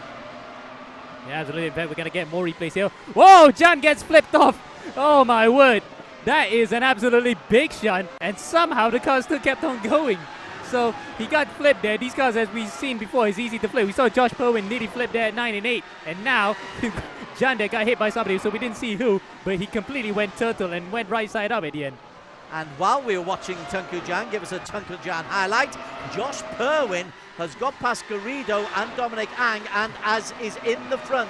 So Josh Perwin is leading. Joaquim Garrido and Alif up to P3. Inigo Anton drops behind him. Alif has been in problems.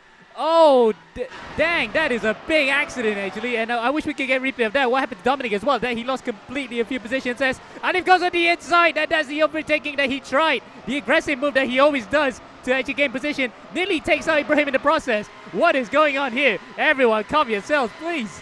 Well, Mohamed Ibrahim is the man who's in front of him, and Ibrahim has got himself up into P6. Alif has been as high as 3, as low as 7.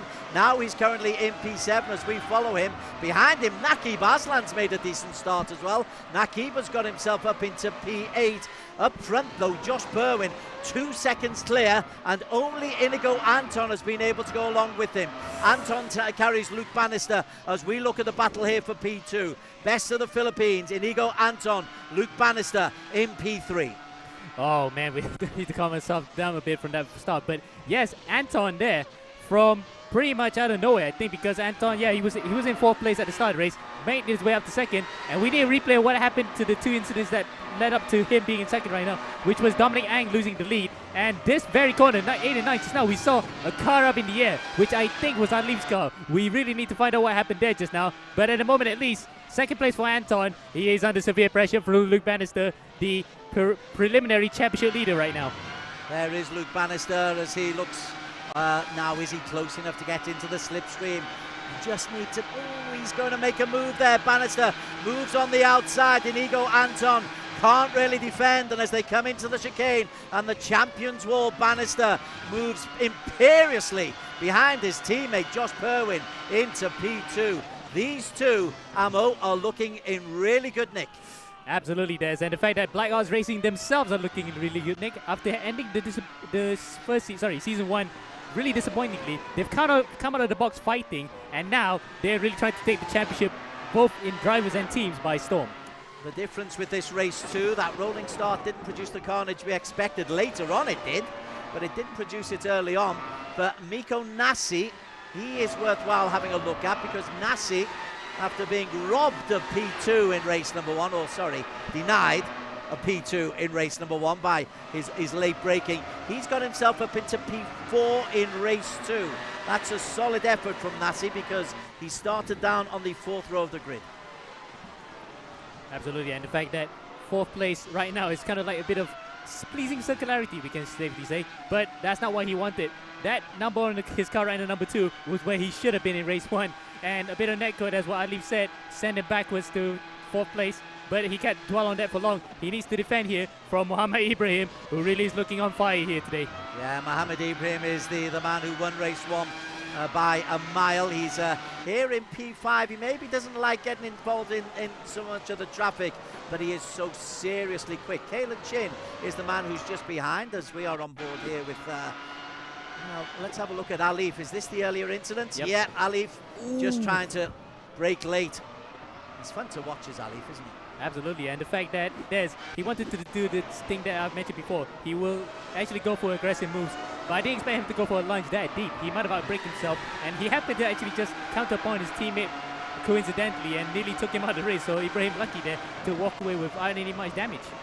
Ibrahim is currently in P5, chasing Miko Nasi. Miko Nasi currently holding on to P4, but that'll be becoming increasingly difficult, because Ibrahim is seriously quick, tries to go around the inside, and Mohamed Ibrahim moves into P4 ahead of Nasi.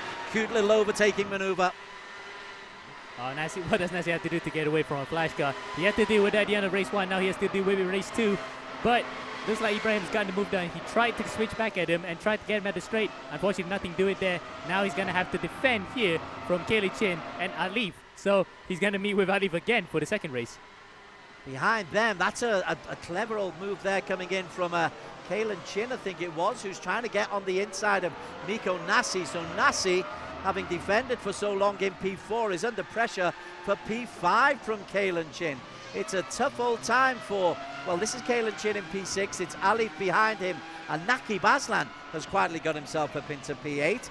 So some good drives so far, as Kalen feels the pressure from Alif. And looking at quintessential quintuplets here, 5 drivers that we are touting to be contenders for the championship together on the road. One guy's gotten away with it, which is Alif. Oh! That was definitely like. But Ibrahim's gotten away with it. Chin is involved, Alif's involved, and now Naqib's up as Chin. Is that Kalen trying to go on the inside? No, that's actually Alif going onto the inside of Kalen and takes away 5th place from Kalen. So now Kalen has to defend here from Naqib, and in fact, did we lose one driver? I think because that one driver that went at the end looked exactly like Nasi. Miko Nasi is out. Miko Nasi is out, And there is why Miko Nasi is out. He has disappeared and is off the... Oh, what a tough, tough day for Miko Nasi. There he is, stranded in the pits. Oh, you gotta fear for him. I really do, to be honest, because he nearly got put in that first race and had to be taken up by, I think, a bit of desync, we call it in gaming, because he just synced out of the internet for a second and the car went flipping the air. So he might have been sent somewhere into the St. Lawrence River for all we know, and he's now out of the race. Very unfortunate run for him. He's gonna have to put this into the bin as well. In the meantime, look at this from Josh Perwin. He has yet, would you believe, to win an E1 championship race. Josh Perwin, he's had 2 second places, 4 third places, and now it's very early. There's still 22 minutes to race, but he is in a fine position. He's a second clear of his teammate, Luke Banister. So it's looking good for Black Wolf once again. Blackarts, sorry. Yeah. Blackarts. It's two black teams with the name black in the white. But yeah, anyway, Josh is in really good position right now. He definitely can break the duck here today. Unlike Sebastian Vettel, who nearly ran to a pair of seagulls back in 2016, he can break his duck here right now to claim his first win. And what a better time to do it than on his favorite sim racing platform, which is iRacing. Well, they are the front 4. It's all pretty tight, and Inigo Anton, to his credit, has done well to hold on to the tail end of the 2 Blackart racing cars. Apologies. And so Blackarts leading the way. This is a beautiful circuit, isn't it? Particularly these helicopter and the blimp shots. They show the beauty of it. But the drivers are focusing on getting and staying on the black stuff. Absolutely, yeah, Des. And the fact that with the trees around him, it just becomes a bit claustrophobic, especially the fact that the trees also cast a shadow. It's like the Nürburgring back in the 60s, where you had no walls on the other side. It's the trees that you use as a marker. In this case, the walls are around and the trees are up above them. It just creates a sort of tunnel vision when you go through the circuit. E1 Championship, a virtual championship. But my word, it's looking pretty good. Behind them, Mohammed Ibrahim has got himself happily into P4. Let's have a look and see if Ibrahim is able to just make any move on Inigo Anton, who I'm really impressed with Anton. He has been able to stay the pace of those front 2 and has not been dropped by the Blackarts team. Absolutely. In fact, I thought for a second after Banister overtook Anton's going to lose track of him and get overtaken by Ibrahim. But no, he's actually sandwiched and he's getting into the thick of it. This is definitely going to be his standout race here. He knows that now. He's got the pace to challenge the best of the best here on this platform. Mohammed Ibrahim is the man who's in P4 for Team Flash. He's bottom right of your screen. Winner of race 1 last week, winner of race 1 this week, fastest in qualifying on both occasions. Clearly an iRacing expert, but Inigo Anton is defending well at the moment. These 4 are breaking clear. Alif Hamilton is the best of the rest. He's in P5, but he's nearly 3.5 seconds down as we just wait for Alif to come through the picture now. Oh, that's a big gap, 3 seconds almost, in fact, between himself and his teammates. So Alif here, another chastening race, shall we say? Despite, yes, he had a podium in that first race, but still, again, he's way behind his teammate. He's nowhere in contention right now against Ibrahim. He's got Kalen Chin and Nakib Aslam for company, as so often in the E1 season. Let's go back up to the race leader, Josh Perwin. We tend not to give the race leaders the care and attention they deserve, but Josh is lapping very, very nicely at 1:12.38. A 1:12.47 his last lap, a 1:12.38 his previous lap. Consistency, consistency, consistency. Yep, the C's that you will definitely want to hear. And the fact that now, look at that, all 4 together, so we're never not going to move away from this battle. And tell you what, Anton here, I think he's got a bit of that speed here thanks to the helmet that he's wearing right now. In fact, what I can spy is it looks like Michael Schumacher's 1991 helmet when he made his debut for Jordan. Well, let's go and have a look. Inigo Anton, come in. Let's see what you're doing. There he is in P3, although he will come under pressure in just a second from him. Yep, it is. It is Michael Schumacher's helmet from 91. So nice bit of symmetry there to pay homage to 30 years that a legend for Formula 1 has actually made his debut. But now, look at this. This is a really good run from Anton. He is in the thick of it. Oh, slides out a bit from turn 10. Kept it together. Now he's going to have to stave out the pressure from Mohammed Ibrahim. Yeah, Mohammed Ibrahim fancies the opportunity just to maybe get in close. He's close enough in the slipstream. Tries to get on the inside. Inigo can't. Oh, he overcooks that. Massively goes into the pits. Now, was that a deliberate pit stop? I don't know. I'm actually quite perplexed. Yes, it is actually. Wow. It looks like a pit stop. So he is coming in now, and he is one of the very first runners to do so on the medium tires. Would you believe it? That is so early. I wasn't even thinking about it for another 5 minutes. So Mohammed Ibrahim into the pits. Meantime, Josh Perwin leads. What's happened to Inigo Anton? Has he been dropped a little bit? The answer is kind of. He's dropped off maybe a second off the pace of the Blackarts front two. Yeah, the fact that I think the Blackarts drivers are working together here to keep each other slipstream. So Perwin and Banister might be communicating with each other here to pull the gap on Anton. And with that little mistake that Anton had coming out of the hairpin, it's enough to give them a second advantage over the guy in third place right now. But crucially though, they can also afford to actually just back off the pace a bit slightly to not really pressure each other. Okay, let's just move away from that front three and let's see what's going on a little bit further down. Josh Thomas has got himself into P7, but he's rather in a race of his own. Behind him, Joaquim Garrido and Mika Hakimi having a bit of fun, the two youngsters. So Thomas is in P7 as Alif goes into the pits as well. Now let's see what they come out on. Ibrahim has come out on mediums. Alif into the pits. This is surely very early, Amel. Very, very early. In fact, they stopped even before the halfway point, so they might just go on to... No, it's medium tires as well, so... Yeah, quite perplexingly early. A bit of a curveball strategy here from the Flash team. We normally see that from Stratos, but I think because they're so confident on these tires, they want to get a bit of clean air. I can tell you that Miko Nasi hasn't given this race up, although he dropped out massively. He's down in P18 at the moment, but he is on soft compound tyres. I think he's saying, fastest lap. Fastest lap. There's no way doubt about it. And at least unlike in Formula 1 where you need to be in the top 10 to score fastest lap, you can be anywhere you want on the track so long as you finish the race and you can get the fastest lap. So yeah, Nasi here, a bit of a hopeless situation right now, but at least he's got someone for company, and this is in the form of, I think, Kifli Hoffman. So it is Kifli that he's actually battling for position on the road, but not for position on track. Yeah, we haven't given much love and attention to Kifli Hoffman. Here he is as he comes through. He's in P17 at the moment. Tunku John is due a crash, I think. Let's have a look at Tunku. He's in P13 at the moment. He gave us a spectacular finale in race 2 last week. He's given a spectacular finish to his race in race 1 today. But he's learning. He's saying he's learning on this iRacing game all the time, and look at the concentration bottom right.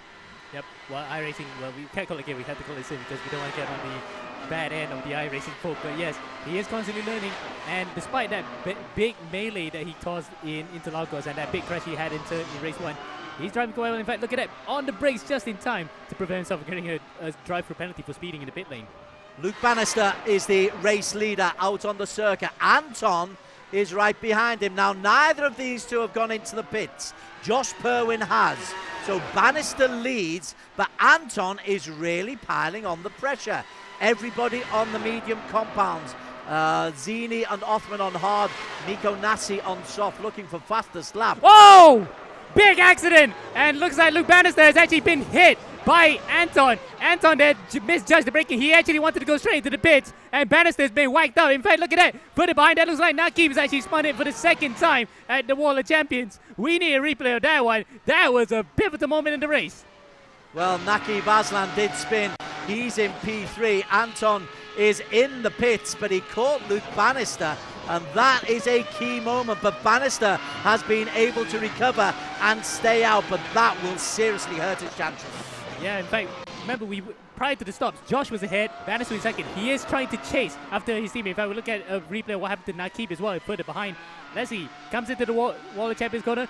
Did he hit it? Yes, he has hit it this time. So, second time in a row that second time in 2 races that he's hit the barrier, and it happened to be the Wall of Champions. Well, if you're going to hit a Wall of Champions. But Nakib Aslan is now, he's second place out on the circuit. Bannister, though, was just tagged and has recovered really well by Inigo Anton. Now, Anton has come out. He's in 4th place. He's come out after his pit stop with Mohammed Ibrahim. Now then, this is Luke Bannister. This is where he was tagged, just by Inigo. Oh! Now That might just be a misunderstanding because I think Anton might have thought that Banister was going to the pits, and likewise, Banister thought that, well, maybe Inigo was trying to be of a late break, so they didn't anticipate each other's closing speed, and that was the inevitable result. So, I think Anton's going to get a penalty for that, regardless if it was intentional or unintentional. That caused both of their races. At the moment, Nakib Haslan is having fun out there because he's leading the race, but he hasn't had a pit stop. The effective race leader, after everybody has been in for the pits, will be Josh Perwin. Josh is 15 seconds down on Nakib Haslan. Indeed, let's move away from Nakib because he'll enjoy this moment in the spotlight, but there is Josh Perwin, and he's got Anton not too far behind him. That is the situation. That's not Anton immediately behind him. That's a car he's lapped. Is that Van Taggiato? That looks like one of the flash cars, I think. Or is it a safe house car? Yeah, that is actually a safe house car. So that could be Miko Nasi that he's just overtaken. Yes, indeed. Indeed. Nasi has indeed set the fastest lap, a 1:11.58. Oh no, Ibrahim's a 1:11.56. Gosh, Ibrahim faster on medium compounds than Nasi is on soft. Yeah, they fall off the cliff quickly, don't they, the soft tyres? In fact, Nasi also had to deal with back markers. Well, not as back markers, but people who he would have been back markers. He had traffic to deal with, and unfortunately he didn't get a lap in to actually set the fastest lap. So Ibrahim then going to steal points from him even there. So right now for where Nasi is, he's going to score no point in the second race. Here is Nakib Haslan, still the man leading out on the circuit. It's a case of how long he will trust those tyres to stay out there. He does have to come in. A pit stop is compulsory. But he's got nothing to lose, Nakib, has he? Got nothing to lose. Drive these tyres until they're bald and then maybe get on softs. Yeah, indeed. And he was right up in the top 10, you know, by the end of the first lap. So he might just have a bit of a half chance here to get more points out of it. But it has been an absolutely tough couple of rounds here for Nakib in his quest to try to reclaim his championship. Well, this will tell us whether or not he's going to go into the pits because he's on the casino straight before the wall that he's kissed a couple of times already in homage to the champions, although not deliberately. Let's see if the camera will catch him giving it a 3 kisses for good luck. No, straight into the pits. Yep, and tell you what, that strategy that we see from Stratos is coming here as well. He's pitting as late as possible to get the best possible chance to get fresher tyres towards the end of the race. As we see, well, that's not Ibrahim, isn't it? Josh Perwin. That's yeah, that is. No, I mean, we're looking at the car behind that. It's still Nasi. So Perwin is still staying in front of Nasi, but further behind, Ibrahim has actually overtaken Anton. So this is crucial here, whether or not Perwin, who is in the net race lead, in fact, he is in the race lead now after Naki went to the pits. He has to hold on here for dear life because he's one of the early pitters as well. In fact, lap 13. So yeah, he's gonna have to hold off Miko Nasi here for the race win. In fact, we look behind. Here's the replay. Yeah, that's Ibrahim overtaking Anton around the outside. Clean as well. So Anton did not give him much of a fight against the top guys. He just wants to finish the race in a strong position. I do like these replays that iRacing give us. Here is Mohammed Ibrahim in P2 at the moment. The gap is just over 2 seconds, but there's 9.5 minutes still remaining for Josh Perwin. Now we know Josh can be aggressive as a defensive driver, and he's going to need to be. He's got some back markers to negotiate first. In fact, the first of those back markers he has gone through happens to be a championship rival as well, which is Miko Nasi. So Nasi now turns the guy who's going to try to attack. He's not giving him an inch here. In fact, look at that. Nasi's still pretty much close to his tail, so he's definitely not giving up this fight, even if it is for nothing. And, well, what happened to Nasi? Alif has gone in, and Nasi's off the track. Alif Hamilton has got himself ahead of Inigo Anton into P3. Yeah, Nasi has pulled out. I think he tried to get that fastest lap, didn't succeed. May well be changing for a second pit stop, perhaps. Another set of stops, I would reckon, to well, there he is. Take him to the end. There he is. And indeed, second pit stop for Miko Nasi up at the front. This is the battle that we will keep a very close eye on. We'll see if Ibrahim can get closer, and already he is 0.4 of a second faster on that last lap. He's actually putting the hammer down now, trying to pick up the pace here. He might have been actually slightly distracted by seeing what should have been a rival, but actually is an actual back marker behind. chasing him, so might have been slightly distracted. Now that he's got clear air right in front and indeed a bit of a gap right behind him, he can try to put a hammer down and pull up a gap, at least to a comfortable distance where he's not going to be bothered by Ibrahim to score a W. What I can see is that a certain Alif Hamilton is making moves as well. Inigo's Anton has lost a podium place, and Kalen Chin, sorry, that's, who's behind them? Is that Kalen Chin? It is Kalen, So Kalen Chin is now threatening. Let's have a look at Kalen, see if he's able to get close enough to Inigo Anton. So Anton, who was really competitive in the first period of the race, is finding it a little bit tougher in the second half, but it's still, he's looking for a good top 5 position. Yeah, and in fact, that top 5 still on for this guy, Kalen Chin, as well. So Anton, well, he was on the podium at one point, and he actually was chasing the front 2 of the Blackarts guys. He is still maintaining the pace, though. Amazingly, he's still within that top 5 shout. So anything were to happen between the guys in second and third, which is of course the 2 flash cars, and Kalen behind, he's actually in a good position here to score a podium. Let's have a little look back at Naki Baslan. He's had an interesting race. He has come out on soft compound tyres. P7 at the moment, 2.5 seconds down on Josh Thomas. Now, can you make soft compounds last for 10 minutes? 10 minutes. Yeah, he actually was one of the latest drivers to actually make a pit stop. So he's gone for the usual strategy where we see before in E1 that tried to go along with the hardest compounded tyre and then tried to finish it off in the shortest period of time with the softest. So the Stratos team here have gone for the curveball strategy that we've always seen before. And will it pay dividends? I kind of have my doubts, but will Naki will definitely try to aim for the faster lap. Oh, he nearly loses it coming through the world champions. It would have been third time unlucky there if he actually hit it. Wow, he is fun. Miko Nasi is out on soft compound tyres as well, as Othman goes into the pits. Now then, back to our race leader, Josh Berwin. That gap has closed. That gap has closed to within a second. Mohammed Ibrahim is looking for a race double here. Indeed he is, and he's got a better opportunity here at a track that he actually kind of, you can safely say, likes, because he was actually fast from the get-go in qualifying, and slightly different setting compared to Interlagos, but nonetheless he's still mighty quick. And look at that, he's got more people for company, not just the guy in front of him, which is Bowen, but the guy behind, Alif and Anton and Kalen Chin. Top 5 here within earshot of each other, and this is going to be a barnstorming finish in the last 5 minutes. Well, let's see if Mohammed Ibrahim is able to make a move anytime soon. Josh Perwin, right, now he knows the pressure is on. Perwin would love this to be 2 minutes from the end. Instead, it's 5 and a bit minutes from the end. That is a lot of time that he's going to have to defend. Ibrahim, a little bit of rubber shown there from Ibrahim, but he has closed that gap inexorably and is looking for this win double, which will be Ibrahim's first win double in the E1 Championship. Absolutely. In fact, that he had a tough time last time out in season 1, where he was not in his elements, to say the least, race room. But in this one, season 2, he's come out of the box fighting, and he is fighting here to win this championship by storm. And looking at the tyre strategy, right, Ibrahim was one of the first drivers to pit around lap 11, while Josh was on lap 13. Josh, in theory, should have fresher tyres, 2 fresher tyres. He should be faster, but Ibrahim manages to close up. He goes on the inside, a bit late on the brakes there, and he loses it. Josh reclaims the position. They go for the switchback. Now it's going to be on the back straight here. Who's going to be bravest coming into the Wall of Champions? On the back straight, that is Ibrahim, just edges his nose in front. Mohammed Ibrahim is the new race leader at Gilles Villeneuve circuit. They negotiate the Wall of Champions, and now then the lead belongs to Ibrahim. A Rin double is very much on the cards, and he's still got the fastest lap. It could be the perfect weekend at Gilles Villeneuve circuit for Mohammed Ibrahim.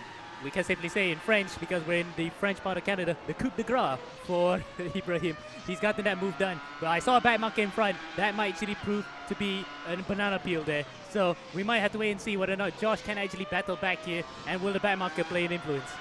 Okay, let's not ignore the fact that Mohammed Alif is still in this race as well, and here we go, Anton. Anton's pace. You know what? I keep writing him off. Inigo Anton keeps holding on to the tail end of the likes of Alif. That's the battle for P4. Well, and they're not far behind. Is that a back marker in there as well? Yes, in fact, it's like one of the iRacing ERGP icons. And in fact, I think it might have been Kifli Hoffman. Is it Kifli or is it Tunku Jan? It is Keithley Hoffman. So Keithley then might just be the potential banana skin here for the drivers who are fighting for the win. Yeah, it is indeed. Let's get back to the front. Oh! Ibrahim! Oh! Caught! The back marker causes the problem for Mohammed Ibrahim. He loses 4 places and an almost certain race victory. Oh, did I just say that he was a potential banana skin? And it was. He really slipped out of it and lost the race win by virtue of the fact that Keithley Hoffman didn't pay attention to his mirrors. Well, let's just safely say that was just a rookie mistake. Here we go again, coming through the final corner. Oh, that is so painful. He got on the side just for a second, and that was enough to send him nearly rolling it. Ibrahim would be absolutely incensed by that. Keithley Hoffman, as we come back, here is Keithley, looking suitably, well, that's Ibrahim, looking very, very, very angry. Gotta say that. We've seen that anger before. And there he is. He's down in P5 now. Perwin, Alif, Anton, and Chin all zoom past him. And not far behind him is Josh Thomas. This could get worse and worse for Mohammed Ibrahim because he would have picked up damage there as well. Yes, and in fact, unbelievably, for the second race 2 in a row, he gets taken out from a potentially winning position. What does he have to do to get a good second race here? This time he thought that he got a job soon, but unfortunately, a back marker decided to knock on his door and just rip it away from him. Something else has happened. Josh Perwin has had a big moment.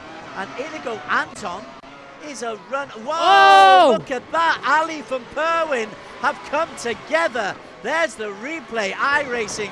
Superb coverage on iRacing. And Inigo Anton is the new race leader. Oh, what a turnout for the books. And I think his mom Karen and his dad Carlos might be ecstatic. The house might just create a little mini earthquake back in the Philippines. We did not expect this. And I did say to him, he looked really on form here. And the helmet of Michael Schumacher probably just gave him that luck. Well, Alif has been able to hold on to P2. Ibrahim, after his own catastrophe, is up into P3, and Perwin drops down to 5, and Nakib Aslan up to 6. This is mental. This is great. Oh my word. Oh my days. I've never seen a race like this before. Last lap of the race. Yes. So many potential drivers who could have won that race were out of it due to collisions, accidents, or whatever. This guy has gone through. The guy that we did not expect to actually be in the winning position, he is now. This is almost like John Lazy back in 1995. He is counting his lucky stars here today. So there are 20 seconds to go on the timing. And Inigo Anton is the race leader. 5 seconds clear of Mohammed Ibrahim. And Alif has dropped out. Alif is in trouble. Clearly he was massively hurt by that crash. So Alif Hamilton drops out of a podium position and just glides into the pits. Looks as despondent as he possibly can. The contrasting emotions. Alif is desolate, and well, I'm sure Inigo Anton is saying, don't muck it up here, no mistakes here, don't crash, no World of Champions for me. Yeah, and also the fact that it was a drive-through there. Drive-through for Alif, so it might have been for multiple collisions. Meanwhile, we had to also spare a hard out for Team Flash. They could have looked good for a second and third. Now the results gone pear-shaped. This is the win. This is the final straight. This is Inigo Anton. He's on the casino straight. Don't do it in the Wall of Champions, son. Do not do the Wall of Champions. Safely negotiated by the skin of his teeth. Inigo Anton is the winner, remarkably, of race 2 at the Gilles Villeneuve circuit. Behind him, Ibrahim will come in P2. Josh Thomas in 3. Perwin 4. Nakib Aslan, his best result of the season. But what a story, Alex Young, for Inigo Anton. Wow. Well, they had all sorts of incidents, but we have to talk to the man of the hour. We've got so much to talk about. But first of all, Inigo Anton, this is your first race win in E1 Championship. You had the pace, you were up and down, there was drama all going around with you. What were your thoughts? I don't know what to say, actually, to be honest. This is actually, like, you know, if it sticks, it's my first international win in a sim racing competition, so just don't know what to say. But firstly, I just want to say first, I'm sorry, because there's so many incidents and so many stuff that just happened, you know. Yeah. And we had this little incident with Luke Banister. I'm not sure if you saw it, but I was going into the pits, and I don't know why he braked so early. I don't know what he was trying to do, but we had a collision. And, hopefully, it's just a racing incident. But I just want to say, thank you to the whole team. Thank you to my parents. Go Philippines, I guess. To my supportive parents, they've been through me. They've been through everything with me. Just amazing. Congratulations. I mean, things were having, but you had the pace today. The pace was there, and you were there to benefit from some of those incidents. It's the first win for GT Radio Eurasia. I mean, okay, we'll have a look. We'll go and have a talk with Luke as well on that incident. But yeah, I mean, we've seen you win an e-racing GP, but you're right. This is the first time you've won with such a big, tough field. Yeah, I'd just like to say thank you again, and just thank the Lord first. Always just been guiding me through all of this, and thank you to everybody who's just been supporting me. It's been such an eventful race. I don't know what to say, but my face doesn't show it, but yeah, deep down I'm really happy. I just don't feel that happy about the incident, but it's racing. Okay, awesome. Yeah, awesome. incidents. Congratulations. Incidents, of course, do happen. We'll find out on that later. Your mother, such a vocal supporter on Facebook last week, and you have a really strong following. Just a couple of names I've noticed: Jamil, Catherine, Jack, Ayman, Nabil, all on Facebook, all cheering you on. Do you have a specific message for them, because they are passionate about you? Yeah, it's just been amazing just to see, through everything, even from real life racing to going into sim racing. And, the support is still there with everybody. It's just amazing, incredible that we can do all of this while COVID is happening in our own home, very safe, So I just like to thank everybody for your support. Hopefully you keep on believing in me, and, next time I'll try and do better again and do my best. Fantastic. Alex, anything else? Nope, that's it. Well done, Indigo, and see you at the next race. Thank you. Congratulations. Awesome. Des, I believe you have the unofficial results to run it through with us. They will be unofficial, I'm sure, because there's bound to be one or two protests coming in. But Indigo Anton, GT Radial Eurasia Motorsport, the winner by 5.1 seconds. Could that be crucial? That 0.1 could be crucial. Mohammed Ibrahim, well, we thought he crashed out. He came back for P2 for Team Flash. Josh Thomas in the third place, ahead of Josh Perwin of Blackarts Racing. Naki Baslan, really remarkable result considering he hit the wall of champions 3 times for P5. Luke Banister 6, Kalen Chin 7, Alif, breaks my heart, down in P8. Dominic Ang for Stratos 9. Hakimi in 10. He had his moments as well. Joaquin Garrido and Alistair picking up points as well. Aaron Lim, good result for the team EGG man. We hardly focused on Aaron. Congratulations to him. Arif in P14. Tunku Janley, an excellent P15 for him. There will be protests. These results are brought to you by evoclubinsurance.com. Thank you very much there, Des. And you're right, there will be some incidents that we have to talk about as well. We have to analyze. I've got so many notes here, so we just need a minute or two to get everything ready. And we'll bring in some of the drivers involved in the key moments today as well to discuss their perspective on what happened during a thrilling race. That's next.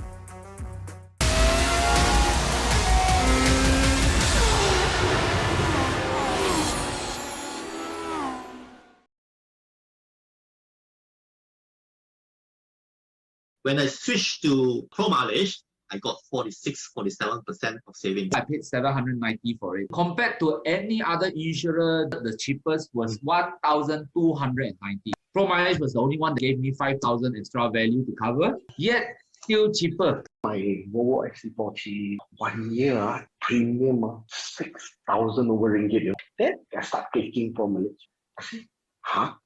3,200 plus ringgit. Claim went through pretty fast. I got my car back pretty quickly as well. Called them about 8 o'clock in the morning. I think within 1 hour it came.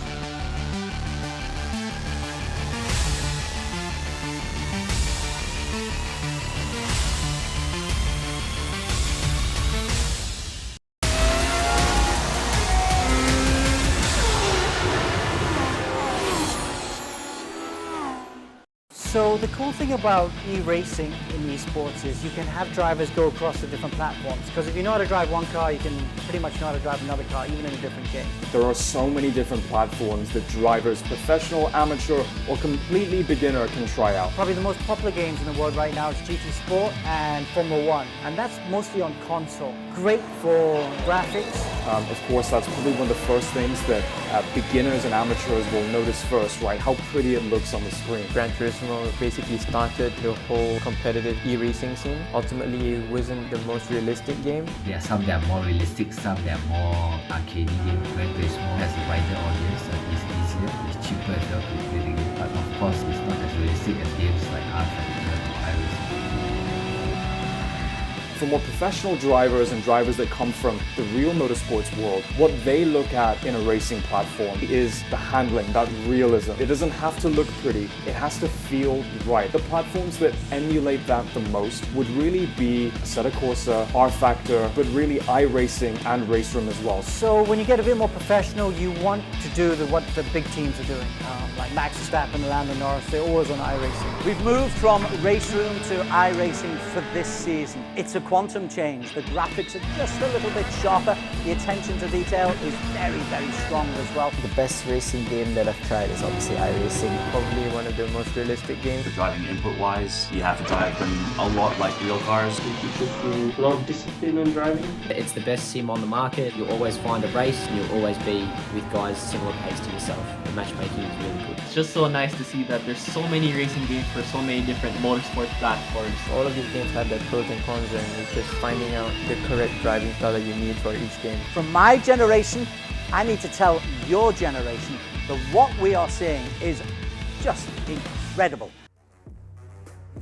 Certainly is a great platform. E1 Championship Season 2, the most premier sim racing champion, brought to you by Evo Club Car Insurance with Pro Mileage, where you can save 40% off your next car insurance renewal. Find out how much you can save at evoclubinsurance.com. It's on your screen right now. Again, that's evoclubinsurance.com. Thank you so much for coming on board with E1 Championship.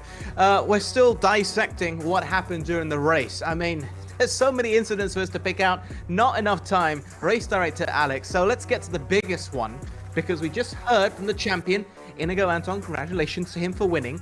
But there was that incident with Luke Banister. Seemed to tag him. What did you make of it as we take a look at it? I mean, let's have a look at it now. I mean, Luke Banister, they're just coming in for the first of their only pit stops, really. And here we come down the back straight. We didn't really see it from Inigo's point of view.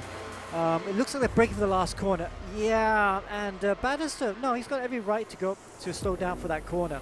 I think Inigo will get a penalty for that, because he was obviously going to the pit lane. Maybe he thought Banister was going into the pit lane, but still, it's on the onus of the guy behind to overtake safely. And we've seen that happen before in Formula 1 sometimes. What sometimes people do is they jig out to the right and brake super late and then just go down the pit road. And I think Inigo should have done that. Instead, he just went straight to the back of Banister. But let's see what the stewards say. Yeah, well, we heard from Inigo. He said he was questioning why Luke slowed down. So we can actually bring in Luke here now, finishing 6th. I mean, what's your perspective on the incident there? I slowed down because I was taking the corner, basically. But it's a bit of an awkward pit entry, because if you're entering the pits, you want to brake almost 150 meters later than someone who's taking the corner. So you get incidents like that sometimes. So one of those things. Well, yeah. I mean, it must be disappointing. You came into this round leading the championship. Haven't seen the championship points at the moment, but I got a feeling Ibrahim might have taken the lead now. It was a difficult day today, wasn't it, for you and Blackarts in general? Yeah, it was. Our pace wasn't the best here compared to how it was at Brazil. But I think we were doing our best in race 2 and we were running first and second, which was good.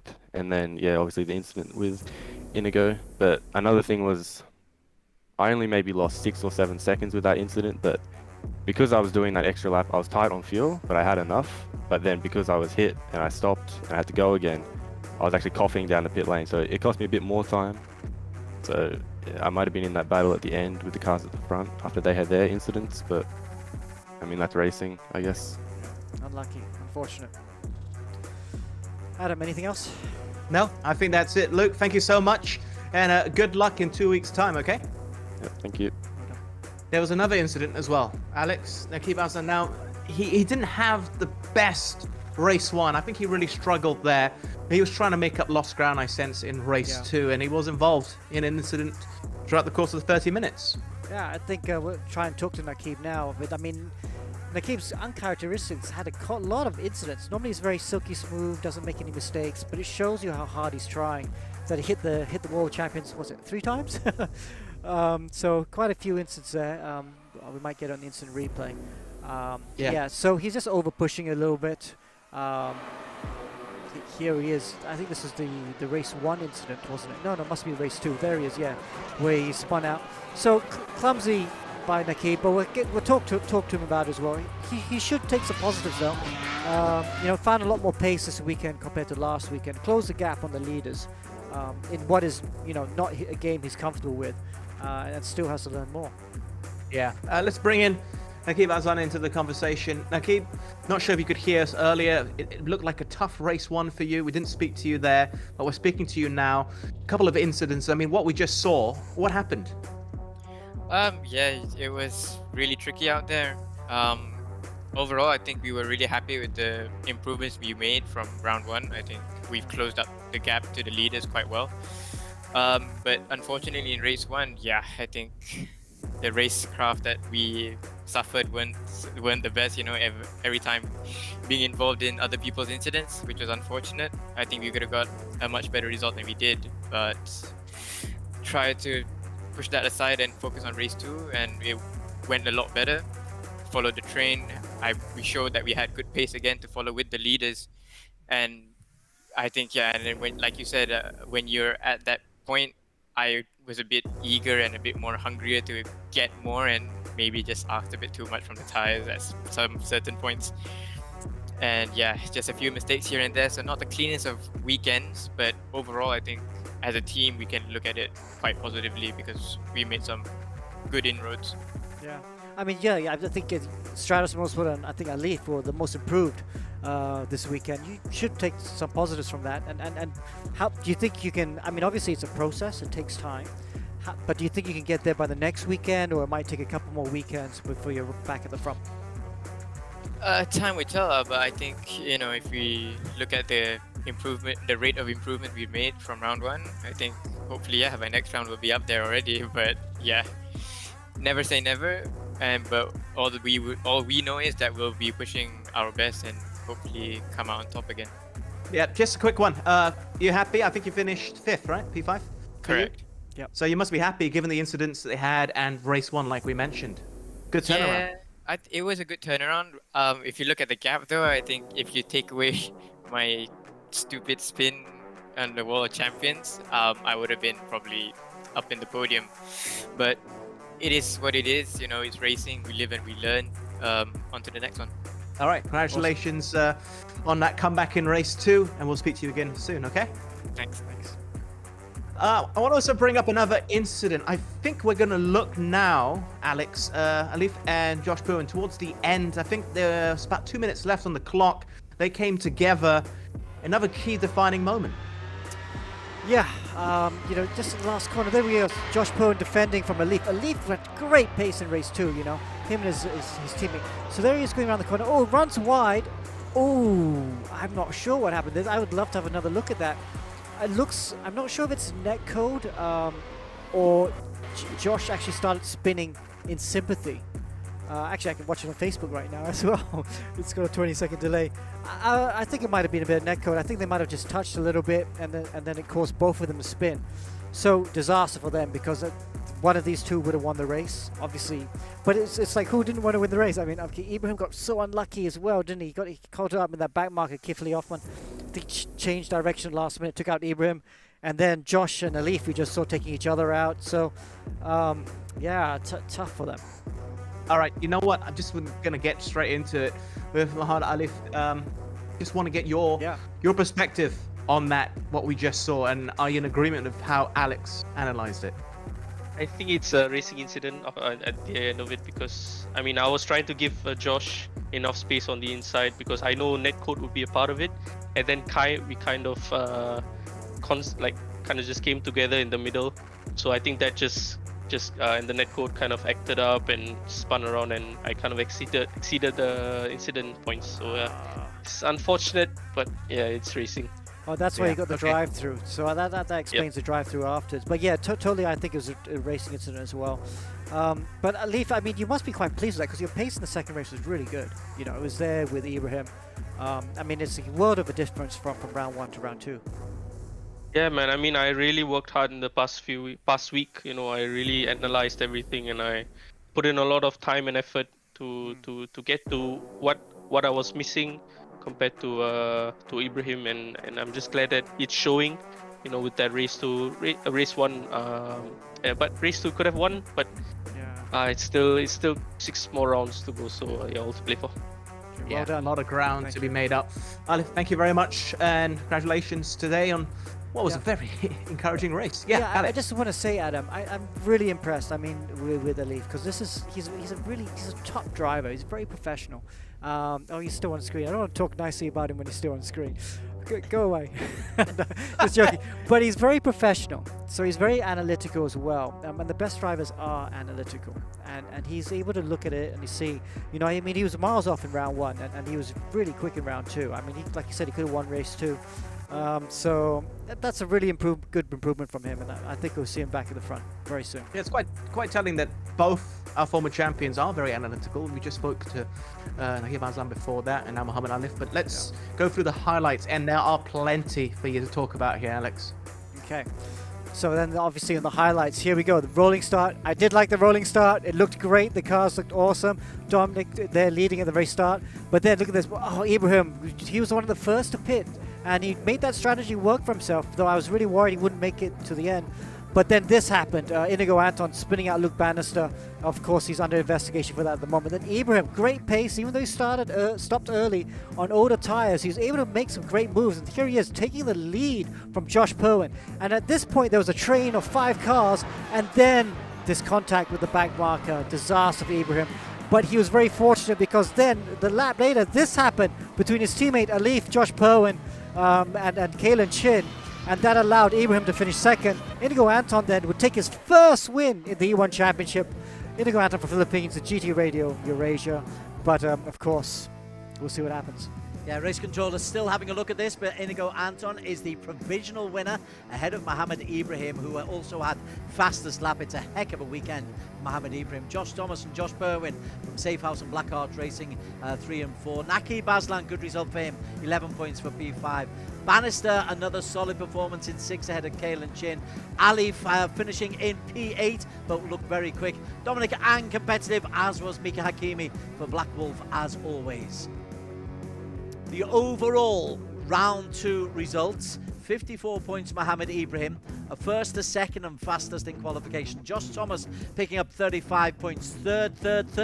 That's consistent. Inigo Anton's first ever E1 Championship victory, asterisk to be confirmed, for GT Radial Asia, means that he picks up 33 points for the round, ahead of Alif, his best result for the season. Josh Perwin, 23. Mika Hakim will be happy with 13 points. Nakib, he's back in business as well. And Miko Nasi provided so many highlights. This was a really good round. The results are brought to you by our sponsor, EvoClubInsurance.com, Evo Club Car Insurance with Pro Mileage. Thanks there, Alex and Des. Now, next week, there is no race. There'll be 1 week off, but on the 15th, we do return. And this is where it's going to get really interesting. During our little preview last week of the season in its entirety, this track came up several times, and with good reason. Here's Amanda to talk us through it. Next week, the long-awaited very first Indy Oval race will take place on E1 Championship Season 2 on the world's most famous Indianapolis Motor Speedway in Indiana, United States. It's famously known as the Brickyard, getting its name from the surfacing project in 1909 when 3.2 million street paving bricks were laid. The Indy 500 is an automobile race that is held here annually. In the year 2000, it staged the US Grand Prix when Formula One racing was brought back to the US after 19 years of absence. Together with the Indy 500 and the Brickyard 400, this remarkable variety of events underscores the Indianapolis Motor Speedway's moniker as the racing capital of the world.